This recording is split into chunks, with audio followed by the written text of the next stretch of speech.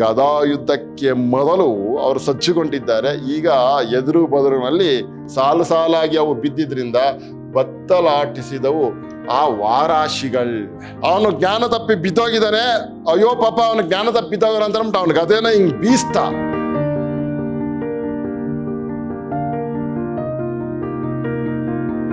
ಎಲ್ಲರಿಗೂ ನಮಸ್ಕಾರ. ನಾನು ವೆಂಕಟೇಶ್ ಕೆಬಿ, ಕನ್ನಡ ಸಹಾಯಕ ಪ್ರಾಧ್ಯಾಪಕ, ವಿದ್ಯಾಶ್ರಮ ಪ್ರಥಮ ದರ್ಜೆ ಕಾಲೇಜು, ಮೈಸೂರು. ಪ್ರಿಯ ವಿದ್ಯಾರ್ಥಿ ಸ್ನೇಹಿತರೆ, ನಾನು ಮೈಸೂರು ವಿಶ್ವವಿದ್ಯಾನಿಲಯಕ್ಕೆ ಸಂಬಂಧಪಟ್ಟ ಹಾಗೆ 4ನೇ ಚತುರ್ಮಾಸದ BCA ಮಕ್ಕಳಿಗಿಟ್ಟಿರುವಂತಹ ಕನ್ನಡ ಭಾಷಾ ಪಠ್ಯದಲ್ಲಿ ನಮ್ಮ ಪಂಪ ಮಹಾಕವಿ ಬರೆದಿರುವಂತಹ ಒಂದು ವಿಶೇಷವಾದಂತಹ ಪದ್ಯ ಅಭಿಮಾನ ಧನಂ ಸುಯೋಧನಂ ಅನ್ನುವಂಥ ಪದ್ಯವನ್ನು ಕುರಿತು ಮಾತನಾಡ್ತಾ ಇದ್ದೆ. ಇದು ನನ್ನ 4ನೆಯ ತರಗತಿ. ಈ ಪದ್ಯವನ್ನ ಮಾತಾಡ್ತಾ ಇರುವಂಥ ಸಂಬಂಧದಲ್ಲಿ ಇದು ನನ್ನ 4ನೆಯ ತರಗತಿ. ಕಳೆದ ತರಗತಿಯಲ್ಲಿ ನಾನು ಎಲ್ಲಿವರೆಗೂ ಮಾತನಾಡಿದ್ದೆ ಅಂತಂದ್ರೆ, ಕುರುಕ್ಷೇತ್ರ ರಣರಂಗದಲ್ಲಿ ಉಳ್ಕೊಂಡಿರೋವನು ನಮ್ಮ ದುರ್ಯೋಧನ ಮಾತ್ರ. ಅವನು ಮಾತ್ರ ಇರ್ಲಿ, ಉಳ್ಕೊಳ್ಳಿ, ಕೊನೆ ಪಕ್ಷ ಅನ್ನುವಂತಹ ಧಾವಂತಕ್ಕೆ ಸಿಕ್ಕಿದಂತಹ ಧರ್ಮರಾಯ, ಕೃಷ್ಣ, ಬಲರಾಮ ದೇವರು ಅವನಿಗೆ ಹೇಳ್ತಾ ಇದ್ದಾರೆ, ಇಲ್ಲ ಕಣೋ, ಬೇಡ ಕಣಯ್ಯ, ಯುದ್ಧ ಮಾಡಬೇಡ, ನೀನು ಮತ್ತು ಪಾಂಡವರು ಕೂಡಿ ಬಾಳಿ ಅಂತ ಹೇಳ್ತಾ ಇದ್ದಾಗ ಆ ಮಾತುಗಳನ್ನ ಕೇಳಿಸಿಕೊಳ್ಳಲು ಇಷ್ಟಪಡದಂತ ದುರ್ಯೋಧನ ಅವನ ಮನಸ್ಥಿತಿಯನ್ನ ಬಲರಾಮ ದೇವರಿಗೆ ಹೇಳ್ತಾರೆ. ಬಲರಾಮ ದೇವರು ಈಗ ಮಾತಾಡುವಂತ ಸಂದರ್ಭ ಎಂಬುದು, ಇಲ್ಲ ನನ್ನನ್ನ ಮತ್ತು ಭೀಮನ್ನ ಯುದ್ಧಕ್ಕೆ ಬಿಡಿ, ನಾವು ಯುದ್ಧ ಮಾಡ್ಕೋತೀವಿ ಅಂತ ಹೇಳಿ ಮಾತಾಡ್ತಾ ಇದ್ದಾನೆ. ಮೊದಲಿಂದಲೂ ಕೂಡ ನನಗೆ ಅದೇ ಬೇಕಾಗಿರೋದು ಅಂತ ದುರ್ಯೋಧನ ಹೇಳಿದಾಗ ಎಂಬುದು ಹಂಗಂದಾಗ, ಸಂಕರ್ಷಣನ್ ಆತನ ಮನದ ಉತ್ಕರ್ಷತೆಯನ್ ಅರಿದು ಪೆರತನ್ ಇನ್ ಎನಗೆ ನುಡಿಯಲ್ ಎಡೆಯಿಲ್ಲ, ಧರ್ಮ ಯುದ್ಧಮಂ ನೋಡಲ್ ವೇಳ್ಕುಂ ಎಂದು ಧರ್ಮಪುತ್ರನನ್ ಇಂತೆಂದಂ. ದುರ್ಯೋಧನನ್ಗೆ ಹೇಳಿದ್ರು ಇವರೆಲ್ಲರೂ ಕೂಡ, ಯುದ್ಧ ಬೇಡಕಣಯ್ಯ ಅಂತ ಹೇಳಿದಾಗ, ಆಗ ಸಂಕರ್ಷಣ ಅಂದ್ರೆ ಬಲರಾಮ ದೇವರ ಇನ್ನೊಂದು ಹೆಸರು. ಅವ್ರು ಹೇಳ್ತಾ ಇದಾರೆ, ಈಗ ನಾವು ಹೇಳ್ತಾ ಇರೋದ್ರೆ ಇನ್ನೇನು ಮಾಡೋದಕ್ಕಾಗಲ್ಲ. ಆತನ ಮನದ ಉತ್ಕರ್ಷತೆಯನ್ನರಿದು, ಆತನ ಅಂದ್ರೆ ದುರ್ಯೋಧನನ ಮನದ ಶ್ರೇಷ್ಠತೆಯನ್ನ ಅರ್ಥ ಮಾಡ್ಕೊಂಡು, ಮೊದಲನೇ ದಿವಸ ಅವನು ಏನು ಹೇಳಿದ್ನೋ ಈಗಲೂ ಕೂಡ ಅದನ್ನೇ ಪಟ್ಟಾಗಿ ಇಟ್ಕೊಂಡವನೆ. ಆಮೇಲೆ ತಾನು ಹಿಡ್ಕೊಂಡಿರುವಂತ ಆ ಪಟ್ಟಿಗೆ ತನ್ನವರನ್ನೆಲ್ಲ ಕಳ್ಕೊಂಡಿದ್ದಾಗಿಯೂ ಕೂಡ ಅವನಿಗೆ ಯುದ್ಧ ಮಾಡಬೇಕು ಅನ್ನುವಂತ ಉತ್ಸಾಹ ನೋಡಿ. ಅದು ಉತ್ಕರ್ಷತೆ ಅಂದ್ರೆ ಉತ್ಸಾಹ ಅನ್ನುವಂತ ಅರ್ಥ. ಆ ಉತ್ಸಾಹ ಕುಂದಿಲ್ಲ, ಹೋಗಿಲ್ಲ.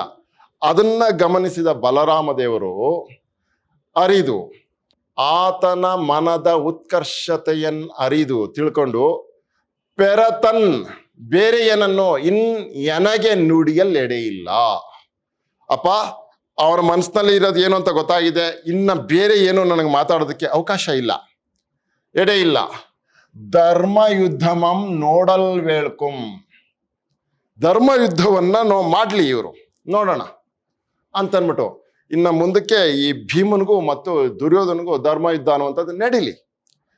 ಧರ್ಮ ಯುದ್ಧಮಂ ನೋಡಲ್ ವೇಳ್ಕುಂ ಎಂದು ಧರ್ಮಪುತ್ರನನ್ ಇಂತೆಂದಂ. ಧರ್ಮರಾಯನಿಗೆ ಈ ರೀತಿ ಬಲರಾಮ ದೇವರು ಹೇಳ್ತಾ ಇದ್ದಾರೆ. ಏನಂತ? ನಿಮ್ ಐವರೊಳ್ ವರ್ವನ್ ಈತನೊಳ್ ಕಾದುವುದು, ಕಾದಿ ಸೋಲ್ತಿಂ ಬಳಿಯಂ ದುರ್ಯೋಧನಂ ನೆಲನನ್ ಆಳ್ವನ್, ಉಳಿದ 4ವರುಂ ಆತಂಗೆ ಬೆಸಕೈವುದು ಆರ್ ಕಾದಿದ ಪಿರಿ ಎನೆ ಭೀಮಸೇನನ್ ಇಂತೆಂದಂ. ಬಹಳ ಚೆನ್ನಾಗಿದೆ. ಬಲರಾಮ ದೇವರು ಹೇಳ್ತಾ ಇದ್ದಾರೆ, ಸರಿಯಪ್ಪ ಆಯ್ತು, ಈಗ ಯುದ್ಧ ಮಾಡಕ್ಕೆ ನಿಂತಿದ್ದಾನೆ ದುರ್ಯೋಧನ.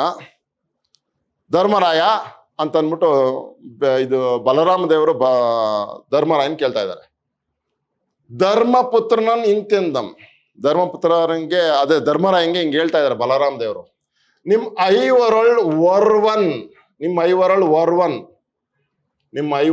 ವರ್ವನ್ ಈತನೊಳ್ ಕಾದುವುದು. ನಿಮ್ಮ 5 ಜನದಲ್ಲಿ ಒಬ್ಬ ಇವನ ಜೊತೆ ಕಾದುವುದು, ಯುದ್ಧ ಮಾಡಬೇಕು. ಕಾದಿ ಯುದ್ಧ ಮಾಡಿ ಸೋಲ್ತಿಂ ಬಳಿಯಂ. ಸೋಲ್ತಿಂ ಬಳಿಯಂ ಅಂದ್ರೆ ಸೋತ ಮೇಲೆ ಬಳಿಯಂ. ದುರ್ಯೋಧನಂ ನೆಲನಾಳ್ವನ್. ಬಲರಾಮ ದೇವರು ನಿಮ್ಮಲ್ಲಿ ಯಾರಾದ್ರೂ ಒಬ್ಬ, ಪಾಂಡವರು ಕೇಳ್ತಾ ಇರೋದು, ನಿಮ್ಮಲ್ಲಿ ಯಾರಾದ್ರೂ ಒಬ್ಬ ಇವನ್ ಜೊತೆ ಯುದ್ಧ ಮಾಡ್ಬೇಕು ದುರ್ಯೋಧನ ಜೊತೆ ಯುದ್ಧ ಮಾಡಾದ್ಮೇಲೆ ಸೋತ ಮೇಲೆ ನೀವು ಅಂತ ಹೇಳ್ತಾ ಇದಾರೆ. ಅಂದ್ರೆ ಬಲರಾಮ ದೇವರೇ ಭೀಮ ಮತ್ತು ದುರ್ಯೋಧನ್ಗೆ ಗುರುಗಳಾಗಿದ್ರು ಇದನ್ನ ಗದಾಯುದ್ಧದಲ್ಲಿ. ಆ ಕಾರಣಕ್ಕೆ ಅವರ ಒಳಮರ್ಮಗಳೆಲ್ಲ ಅರ್ಥ ಮಾಡ್ಕೊಂಡಿದ್ರು. ಯಾರು ಚಾಕಚಕ್ಯತೆಯಿಂದ ಗದೆಯನ್ನ ಬೀಸುವುದರಲ್ಲಿ ಪರಿಣಿತರು ಅನ್ನುವಂಥ ವಿಷಯ ಗೊತ್ತಿತ್ತು ಬಲರಾಮ ದೇವರಿಗೆ. ಆ ಕಾರಣಕ್ಕೆ ದುರ್ಯೋಧನನೇ ಗೆಲ್ತಾನೆ ಅಂತ ಹೇಳಿ ಮಾತಾಡ್ತಾ ಇದ್ದಾರೆ ನೋಡಿ. ದುರ್ಯೋಧನಂ ನೋಡಿ, ಸೋಲ್ತಿಂ ಬಳಿಯಂ, ಕಾದಿ ಸೋಲ್ತಿಂ ಬಳಿಯಂ ಆದ್ಮೇಲೆ ದುರ್ಯೋಧನಂ ನೆಲನನ್ ಆಳ್ವನ್. ನೆಲವನ್ನು ಆಳ್ತಾನೆ, ಈ ರಾಜ್ಯವನ್ನು ಆಳ್ತಾನೆ. ಉಳಿದ ನಾಲ್ವರಂ, ಉಳಿದ ನೀವು 4 ಜನನು ಕೂಡ ಆತಂಗೆ ಬೆಸಕೈವುದು, ಆತನ ಸೇವೆಯನ್ನ ಮಾಡಬೇಕು, ಆತನ ಆಜ್ಞೆಗೆ ನೀವು ಒಳಗಾಗಬೇಕು. ಆರ್ ಕಾದಿದ ಪಿರಿ, ಯಾರು ಇವನ ಜೊತೆ ಹೋರಾಟ ಮಾಡ್ತೀರಿ ಏನೇ. ಭೀಮಸೇನನ್ ಇಂತೆಂದಂ. ಬಲರಾಮ ದೇವರ ಮಾತುಗಳನ್ನ ಕೇಳಿಸಿಕೊಂಡಂತಹ ಭೀಮ ಈಗ ಮಾತಾಡ್ತಾ ಇದ್ದಾನೆ. ಏನ್ ಹೇಳ್ತಾನೆ? ತೊಡರ್ದು ಬಿಡಿಂ ಸುಯೋಧನನ್ ಎನ್ನುಮನ್ ಆನಿರೆ ಕೌರವಾಧಿಪಂಗೆ ಇಡುವಗೆ ಪೇಳಿಂ ಪೆರರೊಳಂ ಮುಳಿಸುಂಟೆ ಮಹಾಪ್ರತಿಜ್ಞೆಯೊಳ್ ತೊಡರ್ದುನುಂ ಆನೆ ಭೂತಳಂ ಅದಿರ್ಕೆ ಎಡೆಗೆ. ನೋಡಿ ಎಷ್ಟು ಚೆನ್ನಾಗಿದೆ ಅಂತ. ಎಡೆಗೆ ಏಯ್ ಗೆಲಲ್ ಆರ್ತರ್ ಆರ್ಗೆ ಎರಳ್ ನುಡಿಯದಿರಿ ಎಂದು ಒಡಂಬಡಿಸಿದಂ ಅಳಿಯಂ ನಯದಿಂ ರುಕೋದರಂ ಅಂತ ಬಹಳ ಸೊಗಸಾಗಿ ಮಾತಾಡ್ತಾ ಇದ್ದಾನೆ ಭೀಮ. ಈ ಮಾತನ್ನ ತೊಡರ್ದು ಬಿಡಿಂ, ನನ್ನನ್ನ ಈ ದುರ್ಯೋಧನನನ್ನ ತೊಡಗಿಸಿ ಬಿಡಿ, ಸಿಕ್ಕಿಸಿ ಬಿಡಿ ಯುದ್ಧಕ್ಕೆ. ತೊಡರ್ದು ಬಿಡಿಂ ಯಾರನ್ನ? ಸುಯೋಧನನನ್ ಎನ್ನುಮನ್, ನನ್ನನ್ನು ಮತ್ತು ಸುಯೋಧನನ್ನ ಈ ಯುದ್ಧಕ್ಕೆ ಆಡಕ್ಕೆ ಬಿಡಿ. ಆನಿರೆ, ನಾನು ಇರಬೇಕಾದ್ರೆ ಆನಿರೆ ಕೌರವಾಧಿಪಂಗೆ, ಈ ಕೌರವನಿಗೆ ದುರ್ಯೋಧನಿಗೆ ಇಡುವಗೆ ಬದ್ಧವೈರಿ. ಇಡುವಗೆ ಅಂದ್ರೆ ಬದ್ಧವೈರಿ. ಇಡುವಗೆ ಪೇಳಿಂ ಪೆರರೊಳಂ ಮುಳಿಸುಂಟೆ. ಬದ್ಧವೈರಿಯಾದ ನಾನು ಇರಬೇಕಾದರೆ ಹೇಳಿ, ಪೆರರೊಳಂ ಮುಳಿಸುಂಟೆ, ಬೇರೆಯವರ ಜೊತೆ ಈ ದುರ್ಯೋಧನನಿಗೆ ಮುಳಿಸುಂಟೆ, ಕೋಪ ಇದೆಯೇ? ಇಲ್ಲ. ಮಹಾಪ್ರತಿಜ್ಞೆಯುಳ್ ತೊಡರ್ದುನುಂ ಆನೆ, ನಾನು ದ್ರೌಪದಿಯ ವಸ್ತ್ರಾಭರಣ ಸಂದರ್ಭದಲ್ಲಿ ಮಹಾಪ್ರತಿಜ್ಞೆಯನ್ನ ಮಾಡಿ ದುರ್ಯೋಧನ ತೊಡೆಯನ್ನ ಮುರಿಯುತ್ತೇನೆ ಅಂತ ಮಹಾಪ್ರತಿಜ್ಞೆಯನ್ನ ಮಾಡದ್ನಲ್ಲ ನಾನೇ, ಬೇರೆಯವ್ರು ಯಾರು ಅಲ್ಲ. ಮಹಾಪ್ರತಿಜ್ಞೆಯೊಳ್ ತೊಡರ್ದುನುಂ ಆನೆ ಭೂತಳಂ ಅದಿರ್ಕೆ. ಗೊತ್ತಾಯ್ತಾ? ಭೂತಳಂ ಈ ರಾಜ್ಯ, ಈ ಭೂಮಿ ಅನ್ನೋದು ಅದಿರ್ಲಿ ಒಕ್ಕಡೆಗಿರ್ಲಿ ಅದು. ಆಮೇಲೆ ಯಾರು ಹೇಳ್ತಾರೆ ನೋಡೋಣ. ಭೂತಳಂ ಅದಿರ್ಕೆ, ಭೂತಳ ಈ ರಾಜ್ಯ ಅನ್ನುವಂಥದ್ದು ಅದಿರ್ಕೆ. ಎಡೆಗೈ ಅದಿರ್ಲಿ. ಎಡೆಗೈ ಅಂತಂದ್ರೆ ಈಗ ಅನುಕೂಲ ಮಾಡಿ ಅಂತ ಹೇಳ್ತಾ ಇರೋದು. ಅದಿರ್ಕೆ ಎಡೆಗೈ ಅಂತಂದ್ರೆ ಈಗ ಅನುಕೂಲ ಮಾಡಿ, ಸ್ಥಳ ಮಾಡಿ, ಕಾದುವುದಕ್ಕೆ, ಯುದ್ಧ ಮಾಡೋದಕ್ಕೆ. ಆಗ ಗೆಲಲ್ ಆರ್ತರಾರ್ಗೆ, ಯಾರು ಗೆಲುವನ್ನ ಸಾಧಿಸ್ತಾರೆ ಏನೋ ನೋಡೋಣ. ಗೆಲಲ್ ಆರ್ತರ್ ಆರ್ಗೆ, ಎಷ್ಟು ಚೆನ್ನಾಗಿ ಹೇಳ್ತಾ ಇದ್ದಾನೆ. ಗೆಲಲ್ ಆರ್ತರ್ ಆರ್ಗೆ ಎರಳ್ ನುಡಿಯದಿರಿ, ನನ್ನ ಈ ಮಾತಿಗೆ ಇನ್ನೊಂದು ಮಾತನ್ನ ಹಾಡಬೇಡಿ ಅಂತೇಳಿ ತನ್ನ ಗುರುಗಳಾದಂಥ ಬಲರಾಮ ದೇವರನ್ನ ಭೀಮ ಕೇಳ್ತಾ ಇದ್ದಾನೆ. ಆಯ್ತಾ? ಅಪ್ಪ, ಪಾಂಡವರಲ್ಲಿ ಯಾರು ಯುದ್ಧ ಮಾಡ್ತೀರಿ ಅಂತಂದಾಗ ಭೀಮ ಹೇಳ್ತಾ ಇರೋದು ತೊಡರ್ದು ಬಿಡಿ. ಅವನೇ ನೇರವಾಗಿ ಭೀಮನೇ ಮಾತಾಡ್ತಾ ಇದ್ದಾರೆ. ಪಾಂಡವರಲ್ಲಿ ದುರ್ಯೋಧನಿಗೆ ಬದ್ಧ ವೈರಿ ಆಗಿರೋ ನಾನು, ಆಯ್ತಾ? ಭೀಮ ತೊಡರ್ದು ಬಿಡಿಂ, ನಮ್ಮಿಬ್ಬರನ್ನು ತೊಡಗಿಸಿ ಬಿಡಿ ಯುದ್ಧಕ್ಕೆ. ಸುಯೋಧನನ್ ಎನ್ನುಮನ್, ದುರ್ಯೋಧನ ಮತ್ತು ನನ್ನನ್ನ ಆನಿರೆ, ನಾನಿರ್ಬೇಕಾದ್ರೆ ಕೌರವಾದಿಪಂಗೆ ಇಡುವಗೆ ಪೇಳಿಂ ಪೆರರೊಳಂ ಮುಳಿಸುಂಟೆ. ಬದ್ಧವೈರಿಯಾದ ನಾನಿರಲು ದುರ್ಯೋಧನನಿಗೆ ಪೆರರೊಳಂ ಮುಳಿಸುಂಟೆ, ಬೇರೆಯವರ ಜೊತೆ ಕೋಪ ಇರಲು ಸಾಧ್ಯವೇ? ಹಾಗೆ ಮಹಾಪ್ರತಿಜ್ಞೆಯನ್ನು ಮಾಡಿದವನು ನಾನೇ.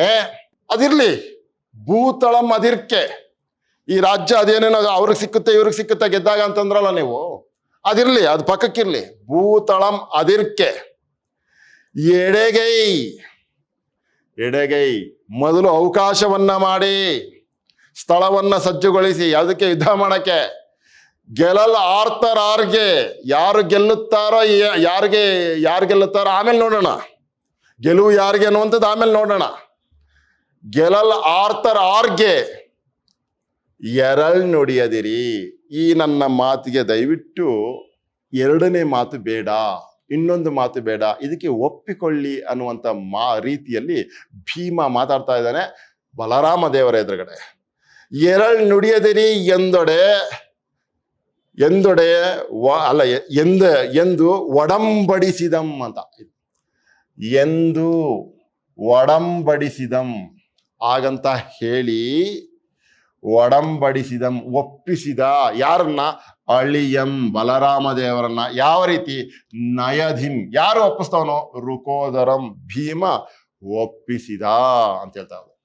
ತೊಡರ್ದು ಬಿಡಿಂ ಸುಯೋಧನನ್ ಎನ್ನುಮನ್ ಆ ನಿರೆ ಕೌರವಾದಿಪಂಗೆ ಇಡುವಗೆ ಪೇಳಿಂ ಪೆರರೊಳಂ ಮುಳಿಸುಂಟೆ ಮಹಾಪ್ರತಿಜ್ಞೆಯೊಳ್ ತೊಡರ್ದನುಂ ಆನೆ. ಭೂತಳಂ ಅದಿರ್ಕೆ ಎಡೆಗೈ ಗೆರಲಾರ್ತರ್ ಆರ್ಗೆ ಎರಳ್ ನುಡಿಯದಿರಿ ಎಂದು ಒಡಂಬಡಿಸಿದಂ ಅಳಿಯಂ ನಯಧಿಂ ರುಕೋದರಂ. ಮುಂದಕ್ಕೆ ನೋಡೋಣ. ಅಂತೂ ಒಡಂಬಡಿಸಿ ಸಂಗ್ರಾಮ ರಂಗಕ್ ಅನಿಬರುಮ್ಮನ್ ಒಡಗೊಂಡು ಬಂದು. ತುಂಬಾ ಚೆನ್ನಾಗಿದೆ.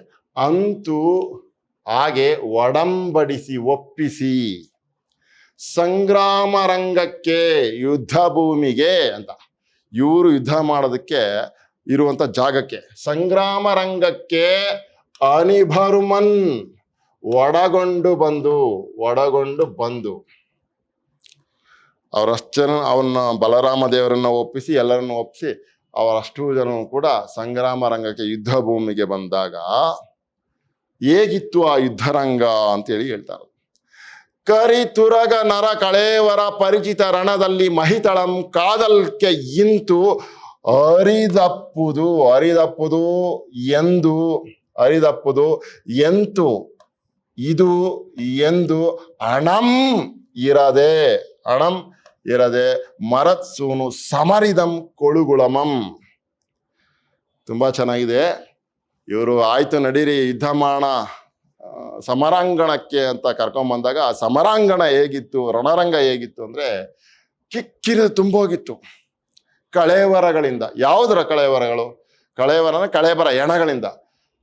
ಕರಿ ತುರಗ ನರ, ಅನೇಕ ಆನೆಗಳು ಸತ್ತು ಬಿದ್ವು, ಹಲವಾರು ಕುದುರೆಗಳು ಸತ್ತು ಬಿದ್ದಿದ್ವು, ಲಕ್ಷಾಂತರ ಮನುಷ್ಯರು ಸತ್ತು ಬಿದ್ದಿದ್ರು. ಅವರಗಳ ಎಣ ಪರಿಚಿತ ಅಂದ್ರೆ ತುಂಬಿತ್ತು, ಕಿಕ್ಕಿರಿದು ತುಂಬಿತ್ತು, ಕೂಡಿತ್ತು ರಣದಲ್ಲಿ ಅಂತ. ಈ ಕರಿತುರಗ ನರ ಕಳೇವರ ಪರಿಚಿತ ರಣದಲ್ಲಿ ಮಹಿತಳಂ. ಹೀಗೆ ಇರಬೇಕಾದ್ರೆ ಭೂಮಿ, ಈ ಆನೆಗಳ, ಕುದುರೆಗಳ, ಮನುಷ್ಯರ ಈ ಕಳೇವರ ಅಂದ್ರೆ ಕಳೇಬರ ಎಣಗಳು ಕಿಕ್ಕಿರಿದು, ಪರಿಚಿತ ಅಂತಂದ್ರೆ ಕಿಕ್ಕಿರಿದು ತುಂಬಿತ್ತು ಅನ್ನುವಂತ ಅರ್ಥ. ಪರಿಚಿತ ತುಂಬಿತ್ತು, ಕೂಡಿತ್ತು, ಕಿಕ್ಕಿರಿದು ತುಂಬಿತ್ತು ಅಂತೇಳಿ. ಪರಿಚಿತ ರಣದಲ್ಲಿ ಹೀಗೆ ಅವು ಆ ಎಣಗಳನ್ನ ತುಂಬಿಕೊಂಡಂತ ಈ ರಣದಲ್ಲಿ, ಈ ರಣರಂಗದಲ್ಲಿ ಮಹಿತಳಂ ಕಾದಲ್ಕೆ, ನಾವು ಯುದ್ಧ ಮಾಡುವುದಕ್ಕೆ ಈ ಭೂಮಿ ಕಾದಲ್ಕೆ ಇಂತು ಗೊತ್ತಾಯ್ತಾ ಅರಿದಪ್ಪುದು. ಈ ರೀತಿ ಇರುವಂತಹ ಈ ಭೂಮಿಯಲ್ಲಿ ನಾವು ಕಾದಾಡುವುದಕ್ಕೆ ಅಸಾಧ್ಯ, ಅರಿದಪ್ಪುದು ಅಸಾಧ್ಯ ಅಂತ ಹೇಳಿ ಅವನೇನೆ ಆ ಭೀಮನೆ ಒಂದು ಚೂರೂ ತಡ ಮಾಡ್ದೇನೆ ಅರಿದಪ್ಪುದು ಎಂತು ಇದು ಎಂದು ಏನಪ್ಪ ಇದು ಹೇಗಪ್ಪ ಅಂತ ಯೋಚನೆ ಮಾಡಿ ಅಣಂ ಇರದೆ, ಒಂದು ಸ್ವಲ್ಪವೂ ತಡ ಮಾಡದೆ ಆಯ್ತಾ ಇರದೆ, ಮರುತ್ಸೂನು. ಮರುತ್ಸೂನು ಅಂದ್ರೆ ಮಾರುತಿಯ ಮಗ, ವಾಯುಪುತ್ರ ಅಂತ ಅರ್ಥ. ಮರುತ್ಸೂನು ಮಾರುತ, ಮರುತ್ಸೂನು ವಾಯುಪುತ್ರ ಅನ್ನುವಂತ ಅರ್ಥ ಇದು. ಮಾರುತಿಯ ಪುತ್ರ ಅಲ್ಲ, ವಾಯುಪುತ್ರ ಅನ್ನುವಂತ ಅರ್ಥ ಇದು. ಮರುತ್ಸೂನು ಸಮರಿದಂ, ಸಮರಿದನ್ನ ಸ್ವಚ್ಛಗೊಳಿಸಿದ ಅಥವಾ ಸಜ್ಜುಗೊಳಿಸಿದ. ಏನನ್ನ? ಕೊಳುಗುಳಮಂ. ಕೊಳುಗುಳ ಅಂತಂದ್ರೆ ರಣರಂಗವನ್ನ ಸಿದ್ಧಗೊಳಿಸಿದ ಅಂತ ಹೇಳ್ತಾ ಇರೋದು. ಬಹಳ ಸೊಗಸಾಗಿದೆ ನೋಡಿ ಇದು. ಕರಿತುರಗ ನರ ಕಳೇವರ ಪರಿಚಿತ ರಣದಲ್ಲಿ ಮಹಿತಳಂ ಕಾದಲ್ಕೆ ಇಂತು ಅರಿದಪ್ಪುದು ಎಂದು, ಅರಿದಪ್ಪುದು ಎಂತು ಇದು ಎಂದು ಅಣಂ ಇರದೆ ಮರುತ್ಸೂನು ಸಮರಿದಂ ಕೊಳುಗುಳಮಂ. ಮುಂದಕ್ಕೆ ನಾವು ಅಂತು ಸಮರಿದ ಸಂಗ್ರಾಮ ರಂಗದೊಳ್ ಪರಸ್ಪರ ವಿರೋಧ ಕ್ರೋಧ ವಿಕ್ಷೇಪಾರ್ಚಿತ ಮಾರ್ಗ ಪ್ರಹಸ್ತ ಪ್ರಸಾದಿತ ಘೋರ ಸಂಗ್ರಾಮರಂ ಅತ್ಯುಗ್ರ ಗದಾಪರಿಗ ಭಾಸುರ ಭುಜಪರಿಗರುಂ ಅಪ್ಪ ಭೀಮ ದುರ್ಯೋಧನರ್ ಇರುವರುಂ ವರ್ವರಂ ಮೂದಲಿಸಿ ಸವ್ಯ ಅಪಸವ್ಯ ಭ್ರಾಂತ ಉದ್ಭ್ರಾಂತ ಕರ್ಷಣ ಮಂಡಲ ಆವರ್ತನಾದಿಗಳಪ್ಪ 32 ಗದಾ ವಿಕ್ಷೇಪದೊಳಂ ಅತಿ ಪರಿಚಿತರಾಗಿ ಕಾದುವಾಗಳ್. ಅದ್ಭುತವಾದಂತ ವಿಷಯವನ್ನು ಮಾತಾಡ್ತಾ ಇದ್ದೇನೆ ಇಲ್ಲಿ ಪಂಪ ಕವಿ. ಅಂತು ಸಮರಿದ, ಹಾಗೆ ಸಜ್ಜುಗೊಳಿಸಿದ ಅಥವಾ ಹಾಗೆ ಸ್ವಚ್ಛಗೊಳಿಸಿದ, ಹಾಗೆ ತಯಾರು ಮಾಡಿದ, ಹಾಗೆ ಸಿದ್ಧಗೊಳಿಸಿದ ಸಂಗ್ರಾಮ ರಂಗದೊಳ್, ಸಂಗ್ರಾಮ ಯುದ್ಧ ಭೂಮಿಯಲ್ಲಿ ಪರಸ್ಪರ ವಿರೋಧ ಕ್ರೋಧ ವಿಕ್ಷೇಪ ಹರ್ಷಿತ ಮಾರ್ಗ. ಗದಾ ಯುದ್ಧಕ್ಕೆ ಮೊದಲು ಅವರು ಸಜ್ಜುಗೊಂಡಿದ್ದಾರೆ. ಈಗ ಎದುರು ಬದುರಿನಲ್ಲಿ ಭೀಮ ದುರ್ಯೋಧನ ಇಬ್ರು ನಿಂತಿದ್ದಾರೆ.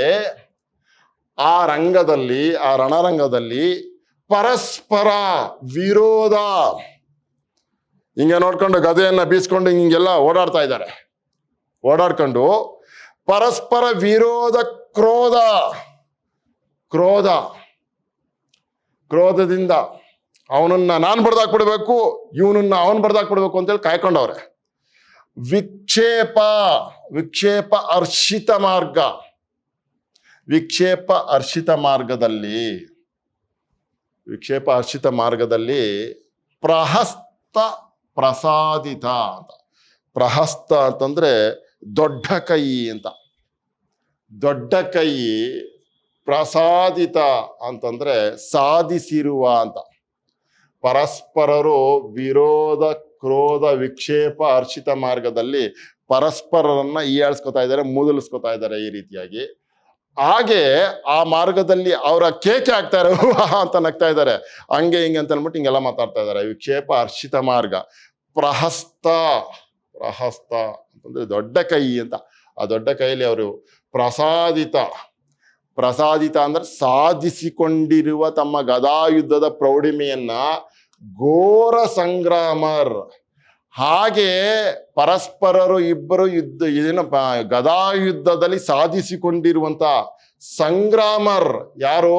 ಸಂಗ್ರಾಮರುಂ ಅತ್ಯುಗ್ರ ಗದಾಪರಿಗ ಭಾಸುರ ಭುಜಪರಿಗರುಂ ಅಪ್ಪ.